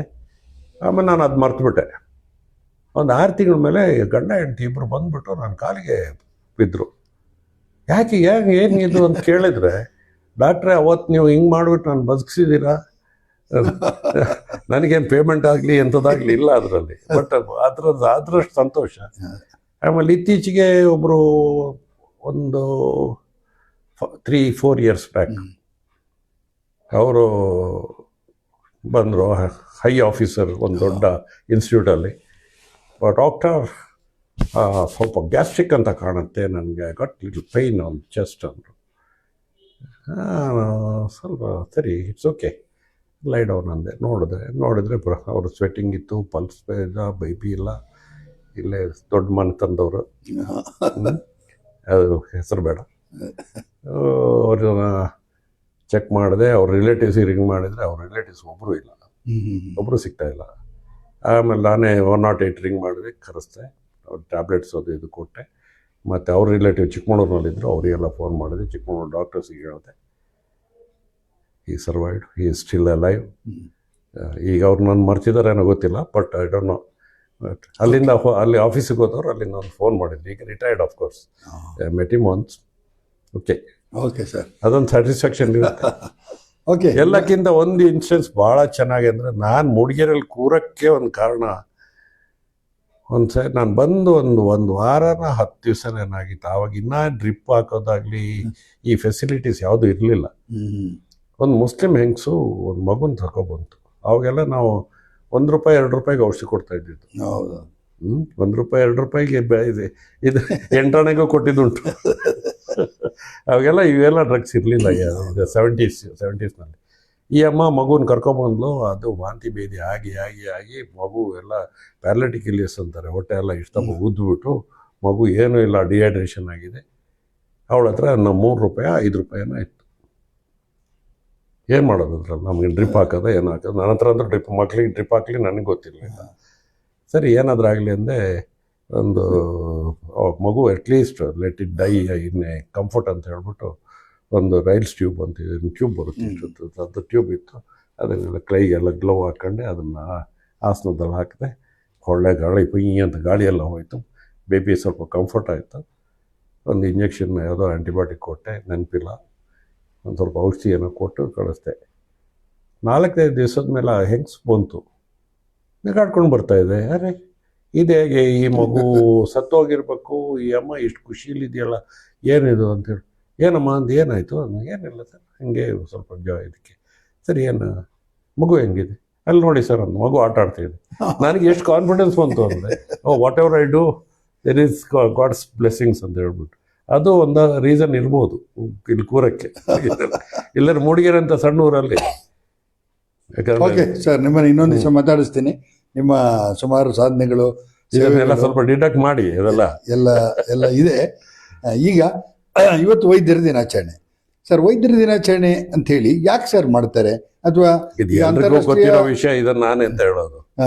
ಸರ್ BC ರಾಯ್ ಅಂತ ಹೇಳ್ಬಿಟ್ಟು, ಬಿಪಿನ್ ಚಂದ್ರ ರಾಯ್ ಅಂತ ಹೇಳ್ಬಿಟ್ಟು, ಅವರು one of the devoted Indian who was A doctor. He was Born on 1832 ಇದಾಗಿ ಅವರು ಜುಲೈ 1 ಹುಟ್ಟಿದವರು. ಅವರು ಸುಮಾರು 4 ಟರ್ಮ್ ಏನೋ ಬೆಂಗಾಲ್ದು ಚೀಫ್ ಮಿನಿಸ್ಟರ್ ಆಗಿದ್ರು. ಎಸ್, ಅವ್ರು ಒಳ್ಳೆ ಹೈಲಿ ಕ್ವಾಲಿಫೈಡ್ ಆ್ಯಂಡ್ ಸರ್ವಿಸಿಂಗ್ ಇದ್ದಿತ್ತು. ಅವರು in spite of being such A busy chief minister, clinic, ಅವರು ದಿವಸ ಕ್ಲಿನಿಕ್ ರನ್ ಮಾಡ್ತಾಯಿದ್ರು. And he serving the poor people and he has done lots and lots for the Bengal. ಇದಕ್ಕೆ ಹಾಗೆ ಇದನ್ನು ಇಂಟರ್ನ್ಯಾಷನಲ್ ಲೆವೆಲ್ನಲ್ಲಿ ಡಾಕ್ಟರ್ಸ್ ಡೇ ಎಲ್ಲ ಇದು for the Indian. Sir BC ರಾಯ್ನ ನಾವು ಯಾವತ್ತೂ ಇದು ಮಾಡೋಂಗಿಲ್ಲ. ಹಾಗೆ ಅವ್ರ ನೆನಪಿಗಾಗಿ ಮಾಡ್ತಕ್ಕಂಥ, ಅವ್ರ ನೆನಪಿಗೆ ಅಂತಲ್ಲ, ನಮ್ಮ ಡಾಕ್ಟರ್ಸ್ಗೆ ಒಂದು ರೆಕಗ್ನಿಷನ್ ಬೇಕು. ನೀವು ಡಾಕ್ಟರ್ನ ಎಲ್ಲಿ ನೋಡ್ತಾ ಇದ್ರಿ ರೀ? ಮೊದಲೆಲ್ಲ ಡಾಕ್ಟರ್ ಅಂದರೆ ದುಡ್ಡು ತಿಕ್ಕೊಳ್ಳು, ಅದು ಮಾಡೋರು ಅಂತ ಹೇಳ್ತಾ ಇದ್ರಿ. ಕೋವಿಡ್ನಲ್ಲಿ ಅವ್ರು ಡಾಕ್ಟರ್ ಸರ್ವಿಸ್ ಮಾಡಿದ ಮೇಲೆ ಕೋವಿಡ್ ಡಾಕ್ಟರ್ನ ನಿಮಗೆ ನೆನಪು ಬಂದಿರೋದು. ಡಾಕ್ಟ್ರನ್ನ ರೆಸ್ಪೆಕ್ಟ್ ಯಾಕೆ ಕೊಡ್ತೀರಾ ಈಗ? ಕೋವಿಡ್ನಲ್ಲಿ ನಾವು ಮಾಡೋದಷ್ಟು ಯಾರು ಮಾಡೋದಲ್ಲ, ಈವನ್ ಇನ್ಕ್ಲೂಡಿಂಗ್ ಮೀ. ನನಗೆ ಕೋವಿಡ್ ಆದ್ರೂ ನಾನು ಕಡೆಗೆ ಆಗುವಾಗ ನಾವು ಮಾಸ್ಕ್ ಕೂಡ ಆಗ್ತಿರ್ಲಿಲ್ಲ. ಎಷ್ಟು ಪೇಷಂಟ್ ಬರ್ತಾರೆ, ನಮಗೆ ಕೂಡ ನಮ್ಮ ಸ್ಟಾಫಿಗೂ ಆಗಿದೆ. ತುಂಬ ಡಾಕ್ಟರ್ಸು ಕೂಡ ಸತ್ತೋಗಿದ್ದಾರೆ. ಸುಮಾರು 760 ಡಾಕ್ಟರ್, 780 ಡಾಕ್ಟರ್ಗಳು ಸತ್ತೋಗಿದ್ದಾರೆ. ನಮ್ಮ ಹುಡುಗಿಯರ ಹುಡುಗನೇ ಸತ್ತೋದಲ್ಲ. ಈವನ್ ಇನ್ಕ್ಲೂಡಿಂಗ್ ರಾಜೇಶ್ ಹೆಗಡೆ ನನಗೆ ಡೌಟ್ ಆಗ್ತದೆ, ಅವರು ಕೋವಿಡ್ನಲ್ಲೇ ಸತ್ತಿರಬೇಕು. ಅದು ಅವಾಗ ಅವ್ರದ್ದು ಸ್ವಾಬ್ ತೆಗಿಯೋಕ್ಕಾಗಲಿಲ್ಲ. ಅದೊಂದು ಸಣ್ಣ ಇಲ್ಲದೆ ಅವರು ಭಾಳ ಕೇರ್ಲೆಸ್ ಅಂತಲ್ಲ, ಆದಷ್ಟು ಸರ್ವಿಸ್ ಕೊಟ್ಟಿದ್ದಾರೆ. ಅವ್ರು ಡೆಂಟಲ್ ಇದನ್ನೆಲ್ಲ ಕ್ಲೋಸ್ ಮಾಡಬೇಕು ಅಂತಿದ್ರೂ ಅವರು ಡೆಂಟಲ್ ಸರ್ವಿಸ್ ಮಾಡಿದ್ದಾರೆ. ಈಗ ಸರ್, ಇವತ್ತಿನ ನೀವು ಹೇಳಿದಿಲ್ಲ ವೈದ್ಯ ವೃತ್ತಿ ಬಗ್ಗೆ ಬೈಯೋರೇ ಜಾಸ್ತಿ. ಆದರೆ ಈ ಕೋವಿಡ್ ಬಂದ ಮೇಲೆ ವೈದ್ಯರು ಅಂತ ಹೇಳಿದರೆ ಏನು ಅಂತ ಅರ್ಥ ಆಯಿತು. ಆದರೆ ನೀವು ಇವತ್ತು ನಿಮ್ಮ ಏನು 54 ವರ್ಷದ ಸರ್ವಿಸ್ ಇದೆ, ಈಗ 3-4 ವರ್ಷದ ಸರ್ವಿಸು, ಈಗ ಬಂದಂಥ ಡಾಕ್ಟರ್ಸು, ಯುವ ವೈದ್ಯರಿಗೆ ಏನು ಹೇಳಕ್ಕೆ ಇಷ್ಟಪಡ್ತೀರಿ ಸರ್?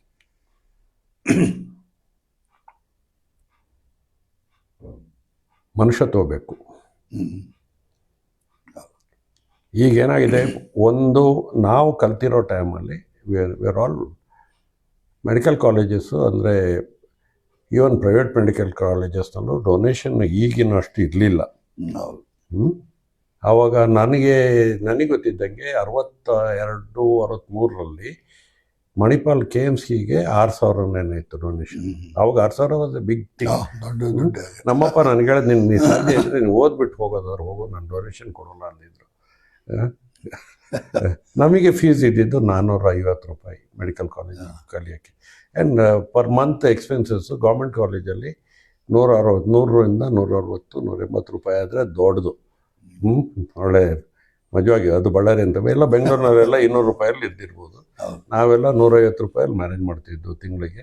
ಮತ್ತು ಕೆಲವು ಸರಿ ಯಾರಾದರೂ ನಮ್ಮ ಅಕ್ಕಂದ್ರೆ ಯಾರಾದರೂ ಒಂದು ಸ್ವಲ್ಪ ಪಾಕೆಟ್ ಮನಿ ಕೊಡ್ತಾಯಿದ್ರು. ಒಟ್ಟು ನನಗೆ ಟೋಟಲ್ ಒಂದು 25,000 ರುಪೀಸ್ ಖರ್ಚಾಗಿರ್ಬೋದು ಫಾರ್ ಮೈ MBBS. ಅದರಲ್ಲೂ ಒಂದು ಸ್ವಲ್ಪ 1-1.5 ವರ್ಷ ಜಾಸ್ತಿ ಓದಿದ್ದೀನಿ ನಾನು.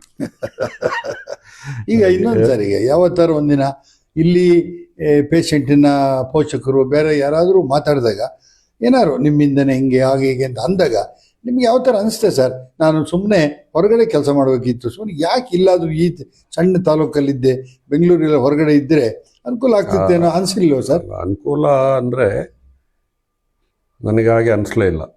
ಯಾಕಂದರೆ ನನಗೆ ಸಿಟಿ ಲೈಫ್ ಮೊದಲಿಂದ ನನಗೆ ಅಷ್ಟು ಲೈಕ್ ಆಗ್ತಿತ್ತು. ನನಗೆ ದಾವಣಗೆರೆ ಅಲ್ಲೆಲ್ಲರೂ ವರ್ಕ್ ಮಾಡಿದೆ. ಯಾಕಂದ್ರೆ ನನ್ನ ಇದಿತ್ತು, ಕಾಂಟ್ಯಾಕ್ಟ್ ಇತ್ತು. ನಾನು ಫಸ್ಟು ಸ್ಟಾರ್ಟ್ ಮಾಡಿದ್ದೆ ಧಾರವಾಡದಲ್ಲಿ. ಬಟ್ ನನಗೆ ಭಾಳ ಸ್ಯಾಟಿಸ್ಫ್ಯಾಕ್ಷನ್ ಅಂದರೆ ಇಲ್ಲಿ ಮೂಡಿಗೆರೆಯಲ್ಲಿ ನನಗೆ ಸಿಕ್ಸ್ ರೆಕಗ್ನಿಷನ್. ಹೌದು, ನನ್ನ ಕೊಲೀಗ್ಸ್ಗೆ ಬೇಕಾದಷ್ಟು ದುಡ್ಡು ಮಾಡೋದವ್ರು ಇದ್ದಾರೆ, ಕೋಟಿಗಟ್ಟಲೆ. ನನ್ನ ಫ್ರೆಂಡ್ ಒಬ್ಬ ಅಮೆರಿಕದಲ್ಲಿ ಬ್ಯಾಂಕರ್ ಆಗಿದ್ದಾನೆ. ಬ್ಯಾಂಕ್ ಅಂದರೆ ಅವನು ನಂಬರ್ 2 ಇಂದು ಅಲ್ಲಿ. ಈಗ ಮೊನ್ನೆ ತಾನೇ ಅವನು ಇದಕ್ಕೆ ಎಜುಕೇಷನ್ ಇದಕ್ಕೆ ಅವನ್ನ ರೆಡಿಮೆ one of the director of the ಇದು ತುಂಬ ಜನ ಎಲ್ಲ ಫಾರಿನಲ್ಲಿರೋರೆಲ್ಲ ಒಳ್ಳೆ ದುಡ್ಡೆಲ್ಲ ಮಾಡ್ಕೊಂಡಿದ್ದಾರೆ. ಬಟ್ ನನಗೆ ಈ ಮೂಡಿಗೆರೆಯಲ್ಲಿ ಸಿಕ್ಕಿರೋ ಪ್ರೀತಿ ವಿಶ್ವಾಸ. ಮೊನ್ನೆ ಒಬ್ರು ಹೇಳ್ತಾ ಇದ್ರು, ಡಾಕ್ಟ್ರೆ ನೀವು MLC MLAಗೆ ಏನಾದ್ರು ನಿಲ್ಬೇಕು. ನಾನು ಪಾಲಿಟಿಕ್ಸ್ನಲ್ಲಿ ಇಂಟ್ರೆಸ್ಟ್ ಇರಲಿಲ್ಲ ನಿಮ್ಮ ಇದಕ್ಕೆ ನೇಚರ್ಗೆ ಇದು ಅದಕ್ಕೆ. ಯಾಕಂದರೆ JC ಇದರಲ್ಲೆಲ್ಲ ಇದ್ದಾಗ ನಮಗೆ ತುಂಬ ಕೋಚಿಂಗ್ ಸಿಕ್ಕಿರುತ್ತೆ. ಹೌದು, ಪಬ್ಲಿಕ್ ರಿಲೇಷನ್ಸ್ ಚೆನ್ನಾಗಿರುತ್ತೆ, ಅದರಿಂದ ಇಂಟ್ರೆಸ್ಟ್ ಇತ್ತು. ಬಟ್ ಮತ್ತೆ ಇನ್ನೊಂದು ಈಗ ಏನು ಹೇಳ್ತಿರೋದು, ಈ ವಿಶ್ವದಲ್ಲಿ ಒಂದು ಡಾಕ್ಟರ್ ಒಂದು ಟೀಚರು, ಇವರು ಇಬ್ಬರು ತಪ್ಪು ಮಾಡಬಾರ್ದು. ಅವರಿಬ್ಬರು ತಪ್ಪು ಮಾಡಿದರೆ ಆ ದೇಶನೇ ಆರೋಗ್ಯವಾಗಿ ಅಥವಾ ಜ್ಞಾನವಂತರಾಗಿ ಬದುಕಕ್ಕೆ ಸಾಧ್ಯ ಇಲ್ಲ ಅನ್ನೋ ಒಂದು ವರ್ಡ್ ಇದೆ ಸರ್. ಈಗ ನಿಮ್ಗೇನಂತಂದರೆ, ಈಗ ಮೇಸ್ಟ್ರಾಗಲಿ, ಮೇಸ್ಟ್ರ್ ಅಂದರೆ ಆಲ್ ಆಫ್ ಎಲ್ಲ ಲೆಕ್ಚರ್ಸ್ ಆದಿಯಾಗಿ ಪ್ರೊಫೆಸರ್ ಇರ್ಬೋದು, ಆಲ್ ಆಫ್ ಡಾಕ್ಟರ್ಸ್ ನೀವು ಪ್ರತಿದಿನ ಓದಬೇಕಾಗುತ್ತೆ. ಅದು ಇವತ್ತಿನ ಒಂದು ಕಂಪ್ಯೂಟರ್ ಯುಗದಲ್ಲಿ ಇವತ್ತು ಹೆಚ್ಚಾಗಿ ನೀವು ಕಂಪ್ಯೂಟರ್ನಲ್ಲೇ ನೋಡೋದು, ಪುಸ್ತಕ ಓದೋಂಥದ್ದೇನಿಲ್ಲ. ಹಾಗಾಗಿ ದಿನ ಬೆಳಗ್ಗಾದರೆ, ಈಗ ಕೃಷಿಕನಿಗೆ ಆರಂಭ ಅಂತ ಹೇಳ್ತೀವಿ, ಬೆಳಗ್ಗೆ ಅವನು ಕೃಷಿ ಬಗ್ಗೆನೇ ಯೋಚನೆ ಮಾಡ್ತಾನೆ ಇರ್ತಾನೆ. ಹಾಗೆ ನೀವು ಪ್ರತಿದಿನ ಓದಬೇಕಾಗುತ್ತೆ, ನಿಮ್ಗೆ ಸಮಯ ಆಗುತ್ತೆ ಸರ್. ಹಾಂ, the day A doctor closes stops reading is finished. ಯಾಕಂದರೆ ಅಪ್ಡೇಟ್ ಆಗದೇ ಇದ್ದರೆ, ಈಗ 1985 ತನಕ MBBS ಇಲ್ಲ ಇದರಲ್ಲಿ ಮೆಡಿಕಲ್ ಫೀಲ್ಡಲ್ಲಿ ತುಂಬ ಪ್ರೋಗ್ರೆಸ್ ಏನು ಕಾಣ್ತಿರ್ಲಿಲ್ಲ. ಯಾಕಂದ್ರೆ ನೀವೇ ನೋಡಿರ್ತೀರ, ಎಕ್ಸ್ರೇ, ECG, ಸ್ವಲ್ಪ ಮಟ್ಟಿಗೆ ಎಕೋ, ಇದು ಸೋನೋಗ್ರಫಿ ಅದು ಬಂದು ಈಗ ಪ್ರತಿ ದಿವಸಕ್ಕೆ ಚೇಂಜ್ ಆಗ್ತಾಯಿದೆ, ಪ್ರತಿ ದಿವಸಕ್ಕೆ. ಸೊ ನೀವು ಅಪ್ಡೇಟ್ ಇಲ್ಲದೆ ಇದ್ದರೆ, ಯಾಕಂದ್ರೆ ನಾವು ಜನರಲ್ ಪ್ರಾಕ್ಟೀಸ್, ಈಗ ಸ್ಪೆಷಲಿಸ್ಟ್ ಪ್ರಾಕ್ಟೀಸ್ ಅಂದರೆ ಬೇರೆ ಆಗುತ್ತೆ. ಸೂಪರ್ ಸ್ಪೆಷಲಿಸ್ಟ್ ಅವ್ನು ಬರೀ ನ್ಯೂರಾಲಜಿ ಅಂದರೆ ಅವ್ನು ನ್ಯೂರಾಲಜಿ ಇರ್ತಾನೆ, ಆಪ್ತೋ ಅಂದರೆ ಆಪ್ತೋದಲ್ಲೂ ಬೇರೆ ಬೇರೆ ಬಂದಿದೆ. ಈ ಗೈನಕನಲ್ಲಿ ಫೀಟಲ್ ಮೆಡಿಸಿನ್, ನಿಯೋನಾಟಾಲಜಿ, ಇದು ಬೇರೆ ಬೇರೆ ಸೆಕ್ಷನ್ಸ್. ಪ್ರತಿಯೊಂದಕ್ಕೂ ನಾವು ಅಪ್ಡೇಟ್ ಆಗ್ತಾನೆ ಇರಬೇಕಾಗುತ್ತೆ. ಅಟ್ಲೀಸ್ಟ್ ನಮ್ಮ ಹತ್ರ ಜನರಲ್ ಪ್ರಾಕ್ಟೀಸಲ್ಲೇ ಆಗಲಿ ಯಾವುದೇ ಆಗಲಿ ಬಂದು ಕೇಳುವಾಗ ನಾವು ಗೊತ್ತಿಲ್ಲ ಅಂತ ಹೇಳೋಂಗಿಲ್ಲ. ಸೊ ಅಪ್ಡೇಟ್ ಇರಲೇಬೇಕಾಗುತ್ತೆ, ಜರ್ನಲ್ಸ್ ಓದಲೇಬೇಕು. ಜರ್ನಲ್ಸ್ ಓದದೇ ಇದ್ರೂ ಅಟ್ಲೀಸ್ಟ್ ನಿಮಗೆ ಈ ಮೆಡಿಕಲ್ ರೆಪ್ಸನ್ನು ಕೆಲವು ಇದು ತಂದು ಕೊಡ್ತಾ ಇರ್ತಾರೆ, ಅದು ಹೆಲ್ಪ್ ಆಗುತ್ತೆ. ಸೇಮ್ ಟೈಮ್ ನಾವು ಈಗ ಒಂದು ಹೊಸ ಡ್ರಗ್ ಬಂತು ಅಂದ್ಕೂಡಲೇ ಅದನ್ನು ನಾನು ಕೇಳಕ್ಕೆ ಹೇಳ್ತೀನಿ. ಈಗ ಕೋವಿಡ್ ವಿಷಯದಲ್ಲಿ ನಮ್ಗೆ ಯಾರಿಗೂ ಗೊತ್ತಿಲ್ಲ. ಈಗ ಇದು ಬಂದಿದೆ, ಈಗ ಹೊಸದಾಗಿ, ಈಗ ಹೊಸದಲ್ಲ, ಈಗ ನಿಮ್ಮ ಈಗ ಇದೆಯಲ್ಲ ಎಂಥದ್ದು ಡೆಂಗು ಇದರಲ್ಲಿ ನಾವು ಎಷ್ಟು, ಈಗ ಮೊದಲೆಲ್ಲ ಡೆಂಗು ಅಂತ ಹೇಳಿದ್ರೆ ಒಂದು ಇದು ಈ ಕಾಯಿಲೆ ಅಂತಿತ್ತು. ಈಗ ಹಾಗಲ್ಲ, ನಾವು we have to handle every day. ಆವಾಗ ಏನಾಗುತ್ತೆ, ನಾವು ಕೆಲವು ಸರಿ ನಮ್ಮ ಸೀನಿಯರ್ಸ್, ನಮಗೆ ಸೀನಿಯರ್ಸ್ ಅಂತ ಇಲ್ಲ, ಬಟ್ ಹೈಯರ್ ಸ್ಟಡಿ ಮಾಡಿದವ್ರ ಹತ್ರ, ಕನ್ಸಲ್ಟೆಂಟ್ಸ್ ಹತ್ರ ಕೇಳ್ತೀವಿ ಏನಾಗಿದೆ ಎಂಥದ್ದು ಅಂತ. ಈಗ ಎಷ್ಟೋ ಡ್ರಗ್ಸ್ ಹೊಸದಾಗಿ ಬಂದಿದ್ದಾವೆ. ಕೆಲವು ಡ್ರಗ್ನ ವಿಡ್ರಾ ಮಾಡ್ತಾರೆ. ಸೊ ನಾನು ಡಾಕ್ಟರ್ಸಿಗೆ ಹೇಳೋದಾದರೆ, ಅವ್ರಿಗೆ ಏನಾಗಿರುತ್ತೆ ಅಂತ ಹೇಳಿದ್ರೆ, ಎಲ್ಲ ಡಾಕ್ಟ್ರಿಗೂ MBBS ಮಾಡಿದಾಗ, MBBS stands for doctor of medicine, bachelor of medicine, bachelor of surgery. ಅವ್ರು ಎಲ್ಲ ತಿಳ್ಕೊಂಡಿದ್ದಾರೆ ಅಂತ ಹೇಳಿದ್ದಾರೆ. ಬಟ್ ಅವ್ರು ಏನು ಮಾಡಬಾರ್ದು ಅಂತ ಅವ್ರು ತಿಳ್ಕೊಂಡಿದ್ರೆ ಜನರು ಸೇವ್ ಆಗುತ್ತೆ, ಅವ್ರಿಗೂ ಒಳ್ಳೆಯದೇ ಆಗುತ್ತೆ. ಒಂದು ಇತ್ತೀಚಿನ ದಿನಗಳಲ್ಲಿ ಮುಂಚೆ ಎಲ್ಲ ಹೆಂಗೆ ಅಂದರೆ, ಕ್ಯಾನ್ಸರ್ ಬಂದರೆ ಸತ್ತೋಗೇ ಬಿಡೋದು ಒಂದು ವರ್ಷದ ಒಳಗೆ. ಇವತ್ತೆಲ್ಲ 20-30 ವರ್ಷ ಕ್ಯಾನ್ಸರ್ ಬಂದಂಥವ್ರು ಇದ್ದಾರೆ. ಮತ್ತು ಡಯಾಬಿಟಿಕ್ ಅಂದರೆ ಭಾಳ ಕಷ್ಟದ ಹೊರೆ ಅಂತ. ಇವತ್ತೆಲ್ಲ 50 ವರ್ಷದ ಡಯಾಬಿಟಿಕ್ ಇದ್ದಂಥವ್ರು. ನೀವು ಹೇಳ್ತೀರಾ ಡಯಾಬಿಟಿಸ್ ಆಗಲಿ, ಈಗ ಇದಾಗಲಿ, ನಾನು ನೋಡ್ದಂಗೆ 72ನಲ್ಲಿ ಬಂದಾಗ ಒಂದು ಡಯಾಬಿಟಿಸು ಎಷ್ಟು ಪರ್ಸೆಂಟೇಜ್ ಇತ್ತು ಹೇಳಿ? ಇಲ್ಲ, ಭಾಳ ಕಮ್ಮಿ ಇತ್ತು. ಅದು ಫುಡ್, ಈಗ ಲೈಫ್ ಸ್ಟೈಲು, ಆಮೇಲೆ ಮನುಷ್ಯನ ಎಂಥದ್ದು ಲೈಫ್ ಸ್ಪಾನ್. 1970ಸ್ನಲ್ಲಿ ಇಟ್ ವಾಸ್ ಓನ್ಲಿ 52-53. ಈಗ 70. ಈಗ ನಾನು ಆಲ್ಮೋಸ್ಟ್ ನಿಯರ್ ಇನ್ ಟಚಿಂಗ್ 80. ನಾನು ಹೇಗಿದ್ದೀನಿ, ನಿಮ್ಗೆ ಎಷ್ಟಾಯ್ತು? ಈಗ 60. ನೀವು ಹೇಗಿದ್ದೀರಾ? ಈ ಹುಡುಗರು ಹೆಂಗಿದ್ದಾರೆ? ನಿನ್ನ ಬಚ್ಚ ಸಣ್ಣ ಮಗು ಇದ್ದಂಗಿದ್ದಾನೆ, ಮೀಸೆನೂ ಸರಿ ಬಂದಿಲ್ಲ. ಎಷ್ಟಾಗಿ ವಯಸ್ಸು? 19. ಕರೆಕ್ಟ್. ಓಕೆ. ಹಾಗೆ ಲೈಫ್ ಸ್ಪಾನ್ ಇದಿದೆ, ಪ್ರೋಗ್ರೆಸ್, ಫುಡ್ಡು. ಈಗ ಆ್ಯಾವ್ರೇಜ್, ಈಗ ನಾನು ಆವಾಗ ನೋಡ್ದಂಗೆ 50-60 kg ಅಂದರೆ ದೊಡ್ಡ ಸಂಖ್ಯೆ ಇತ್ತು. ಈಗ ವೆಯ್ಟ್ ನೋಡಕ್ಕೆ ಹೋದರೆ 70ಗಿಂತ ಕಮ್ಮಿ ಇರೋ ಗಂಡಸೇ ಇಲ್ಲ, ಎಲ್ಲ ಸಿಗಲ್ಲ. ಹೈಟು 6 ಫೀಟ್ ಅಲ್ಲ ಹೆಲ್ತನು ಹೆಲ್ತ್ ಚೆನ್ನಾಗಿರುತ್ತೆ, ತಿನ್ನೋದು ಜಾಸ್ತಿ ಇದೆ. ಮೊದಲೆಲ್ಲ ಊಟ ಇದ್ದಿತ್ತು, ಈಗೆಲ್ಲ ತಿಂತಾರೆ, ವರ್ಕ್ ಲೋಡ್ ಕಮ್ಮಿ. ಮೊದಲೆಲ್ಲ ನಿಮ್ಮ ದಾರದಹಳ್ಳಿಯಿಂದ ಆಗಲಿ ನಿಮ್ಮ ಇದರಿಂದ ನಡ್ಕೊಂಬರೋರು 6 ಕಿಲೋಮೀಟರ್ ನಾವಿಲ್ಲಿ ನಡ್ಕೊಂಬರೋರು. ಈಗ ಈ ಕಾರ್ ಇಲ್ಲದ್ರೆ ಬರೋಕ್ಕೆ ಆಗೋದಿಲ್ಲ. ಹೋಗ ಮರ ಅಂತೀರ. ಆದ್ರಿಂದ ಜನರು ತಿರುಗಾಡೋದು, ವಾಕಿಂಗ್. ಈಗ ನಾನೇ ಹೇಳೋದು, ನನ್ನ ಹೆಲ್ತಿಗೆ ಮೇನ್ ರೀಸನ್ನು, ನಾನು ಸಣ್ಣವನಿದ್ದಾಗ ಕೊಲ್ಲಿಬೈಲ್ ನಮ್ಮ ಎಸ್ಟೇಟಿಂದ ಹೆಚ್ಚು ಕಮ್ಮಿ 5 ಕಿಲೋಮೀಟರ್ 6 ಕಿಲೋಮೀಟರ್ ಬೆಳಗ್ಗೆ ನಡ್ಕೊಂಬರ್ತಿದ್ದು. ಎಂಥ ಮಳೆ ಇರಲಿ ಏನೇ ಇರಲಿ ನಡ್ಕೊಂಬರ್ತಿದ್ದು. ಮಧ್ಯಾಹ್ನ ಇಲ್ಲೇ ಮನೇಲಿ ಊಟ ಮಾಡಿಬಿಟ್ಟು ಮನೆಯಿಂದ ಊಟ ಬರೋದು, ಪುನಃ ಸಾಯಂಕಾಲ ನಡ್ಕೊಂಡು ಹೋಗ್ತಾಯಿದ್ದು. ಮತ್ತು ಅದ್ರ ಮಧ್ಯದಲ್ಲಿ ಸೈಕ್ಲಿಂಗ್ ಹೊಡಿಯೋದು, ಇಲ್ಲದೆ ಫುಟ್ಬಾಲ್ ಆಡೋದು. ಅದು ಎಂಥ ಕಚರಾ ಫೀಲ್ಡ್ ಆದ್ರೂ ಅಲ್ಲಿ ಫುಟ್ಬಾಲ್ ಆಡ್ತಿದ್ದು, ವಾಲಿಬಾಲ್ ಆಡ್ತಾಯಿದ್ದು. ಹೆಲ್ತ್ ಚೆನ್ನಾಗಿತ್ತು. ಈಗಲೂ ಸರ್ ನೀವೀಗ 79 ಆದರೂ ಭಾಳ ಒಂಥರ ಆಕ್ಟಿವ್ ಆಗಿ ಇದ್ದೀರಿ. ಇದು ಹೆಚ್ಚು ನೀವು ಏನು ಬಾಡಿ ಎಕ್ಸಸೈಸ್ ಆಗಲ್ಲ, ಯಾಕೆಂತಂದರೆ ಡಾಕ್ಟರ್ಸ್ ಅಂದಾಗ ಕೂತೆ ಕೆಲಸ ಮಾಡೋಂಥದ್ದು. ಈಗಂತೂ ಕಂಪ್ಯೂಟ್ರು ಈ ಥರದ್ದೇ ನೋಡ್ತಾ ಇರ್ತಾರೆ. ಆದರೂ ಕೂಡ ಇವತ್ತು ಲವಲವಿಕೆಯಲ್ಲಿ ಇದ್ದೀರಲ್ಲ, ತಮ್ಮ ದಿನಚರಿ ಹೆಂಗೆ ಸರ್? ಎಷ್ಟೊತ್ತಿಗೆ ಹೇಳ್ತೀರಿ? ಆಮೇಲೆ ನಿಮ್ಮ ಫುಡ್ ಸ್ಟೈಲು, ಆಮೇಲೆ ಉಳಿದಂಥದ್ದು ಸರ್? ಎಲ್ಲ ಫುಡ್ಡು ತಗೊಳ್ತೀನಿ, ತಗೊಳ್ಳೋದಿಲ್ಲ ಅಂತಲ್ಲ. ಬಟ್ ಸಿಗರೇಟ್ ಎಲ್ಲ ಇಲ್ಲ, ನೋ ಟೊಬ್ಯಾಕೊ. ಯಾಕಂದ್ರೆ ನಾನು ಕಾಲೇಜ್ ಡೇಸಲ್ಲಿ ಎಳಿತಿರ್ಲಿಲ್ಲ, ಭಾಳ ಕಮ್ಮಿ. ಸರಿ ಊಟ ಹೊಡಿತಾಯಿದ್ದೆ. ಬಟ್ ಕಾಲೇಜ್ ಇದರಲ್ಲಿ ನಾನು ಶಟ್ಲು ಮತ್ತು ಟೆನ್ನಿಸ್ ರೆಗ್ಯುಲರ್ ಆಡುತ್ತಿದ್ದೆ. ಬೇರೆ ನನಗೆ ಅದು ಭಾಳ ಖುಷಿಗೆ ಗೇಮ್ಸ್. ಇಲ್ಲಿ ಬಂದಾಗಲೂ ಟೆನ್ನಿಸ್ ಫೆಸಿಲಿಟಿ ಇರಲಿಲ್ಲ. ಶಟ್ಲು ಮೂಡಿಗೆರೆ ಕ್ಲಬ್ ಆಗಲಿ, ಓಪನ್ ಏರ್ ಇದರಲ್ಲಾಗಲಿ ಆಟ ಆಡ್ತಿದ್ದೆ. ನೀವು ವೈದ್ಯ ವೃತ್ತಿ ಶುರು ಮಾಡಿ ಎಷ್ಟು ವರ್ಷದ ನಂತರ ಮದುವೆ ಆದ್ರಿ ಸರ್? 1 ವರ್ಷ. ನಿಮ್ಮ ಮನೆಯವ್ರ ಹೆಸರು? ರಾಜೀವಿ. ಮಕ್ಕಳು ಎಷ್ಟು ಜನ ಸರ್? ಮಕ್ಕಳು 3 ಹೆಣ್ಣು. ಅದರಲ್ಲಿ ಒಂದು ಮೊದಲನೇ ಮತ್ತು 2 ಅವ್ರು ಟ್ವಿನ್ಸು. ದೊಡ್ಡವಳಿಗೆ ಈಗ 50 ವರ್ಷ ಆಗ್ತಾ ಬಂತು. ಹೊರಗಡೆ ಬೆಂಗಳೂರು. ಅದರಲ್ಲಿ ಒಬ್ಬಳು ಡೆಂಟಿಸ್ಟು, ಅವಳ ಗಂಡನೂ ಡೆಂಟಿಸ್ಟು, ಅವರು ಚಂಡೀಗಢಲ್ಲಿದ್ದಾರೆ. ಇನ್ನೊಬ್ಳು ದೊಡ್ಡವಳು ಹೌಸ್ ವೈಫ್, ಅವಳು BSc ಮಾಡಿಬಿಟ್ಟು, ಎರಡನೇವಳು ಫ್ಯಾಷನ್ ಡಿಸೈನಿಂಗು ಮತ್ತು ಇಂಟೀರಿಯರ್ ಇದು ಮಾಡಿದ್ದಾಳೆ, ಸ್ಪೆಷಲೈಸೇಷನ್ನು.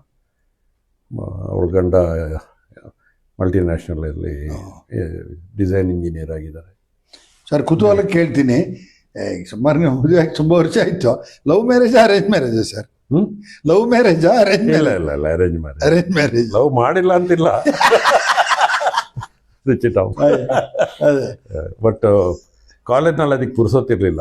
ನಮಗೆ ಪುರ್ಸೊತ್ತು ಅಂತ ಇರಲಿಲ್ಲ. ಆಮೇಲೆ ನಮಗೆ ಇಲ್ಲಿಂದ ಹೋಗಿದ್ದಲ್ಲ, ನಾವು ಅಷ್ಟು ಸ್ಮಾರ್ಟ್ ಇರೋಕ್ಕಾಗಲಿಲ್ಲ ಇಲ್ಲಿ. ಓಕೆ ಸರ್, ಆನಂತರ ಏನಾದ್ರು ಈ ವೈದ್ಯ ವೃತ್ತಿಗೆ ಬಂದು ಕೆಲವೊಂದು ಸರಿ ಚಾಯ್ ಬ್ಯಾಡ್ದಿತ್ತು, ನಾನು ಬೇರೆ ಏನಾದ್ರು ಕೋರ್ಸ್ ತಗೊಬೇಕಿತ್ತು ಅಂತ ಎಂದಾದ್ರೂ ನಿಮಗೆ ಮನಸ್ಸಿನಲ್ಲಿ ಬಂತ?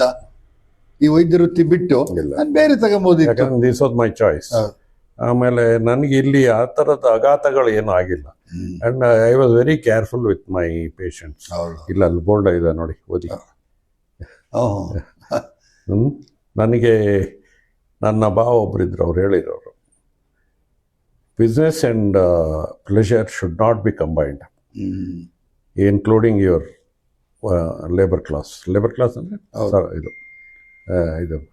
ಆಮೇಲೆ ನನಗೆ ಇನ್ನೊಂದು ಇದಿತ್ತು, ಏನಂದರೆ ನಾನು ಪ್ರೈವೇಟ್ ಪ್ರಾಕ್ಟೀಸ್ನಲ್ಲಿ ಐ ಹ್ಯಾಡ್ ಎಸ್ಟಾಬ್ಲಿಷ್ಡ್ ಒಂದೇ ಒಂದು ಸಣ್ಣ ಇದಾಗಲಿ, ಮಿಸ್ಚೀಫ್ ಆಗಲಿ, ಯಾವುದೇ ಆಗಲಿ, even if I go wrong with my patient or with my ನಮ್ಮ ರೆಪ್ಯುಟೇಷನ್ ಹಾಳಾದರೆ, ಅದು ಯಾವುದೇ ಬಿಸ್ನೆಸ್ ಆಗಲಿ, ನಿಮ್ಮ ಹೋಟೆಲ್ ಆಗಲಿ, ನಮ್ಮ ಕ್ಲಿನಿಕ್ಕೇ ಆಗಲಿ, ಯಾವುದೇ ಅಂಗಡಿ ಆಗಲಿ, ಅವರು ಕ್ಲೋಸ್ ಮಾಡಬೇಕಾಗುತ್ತೆ. ಹೌದಾ? ಹೌದೌದು.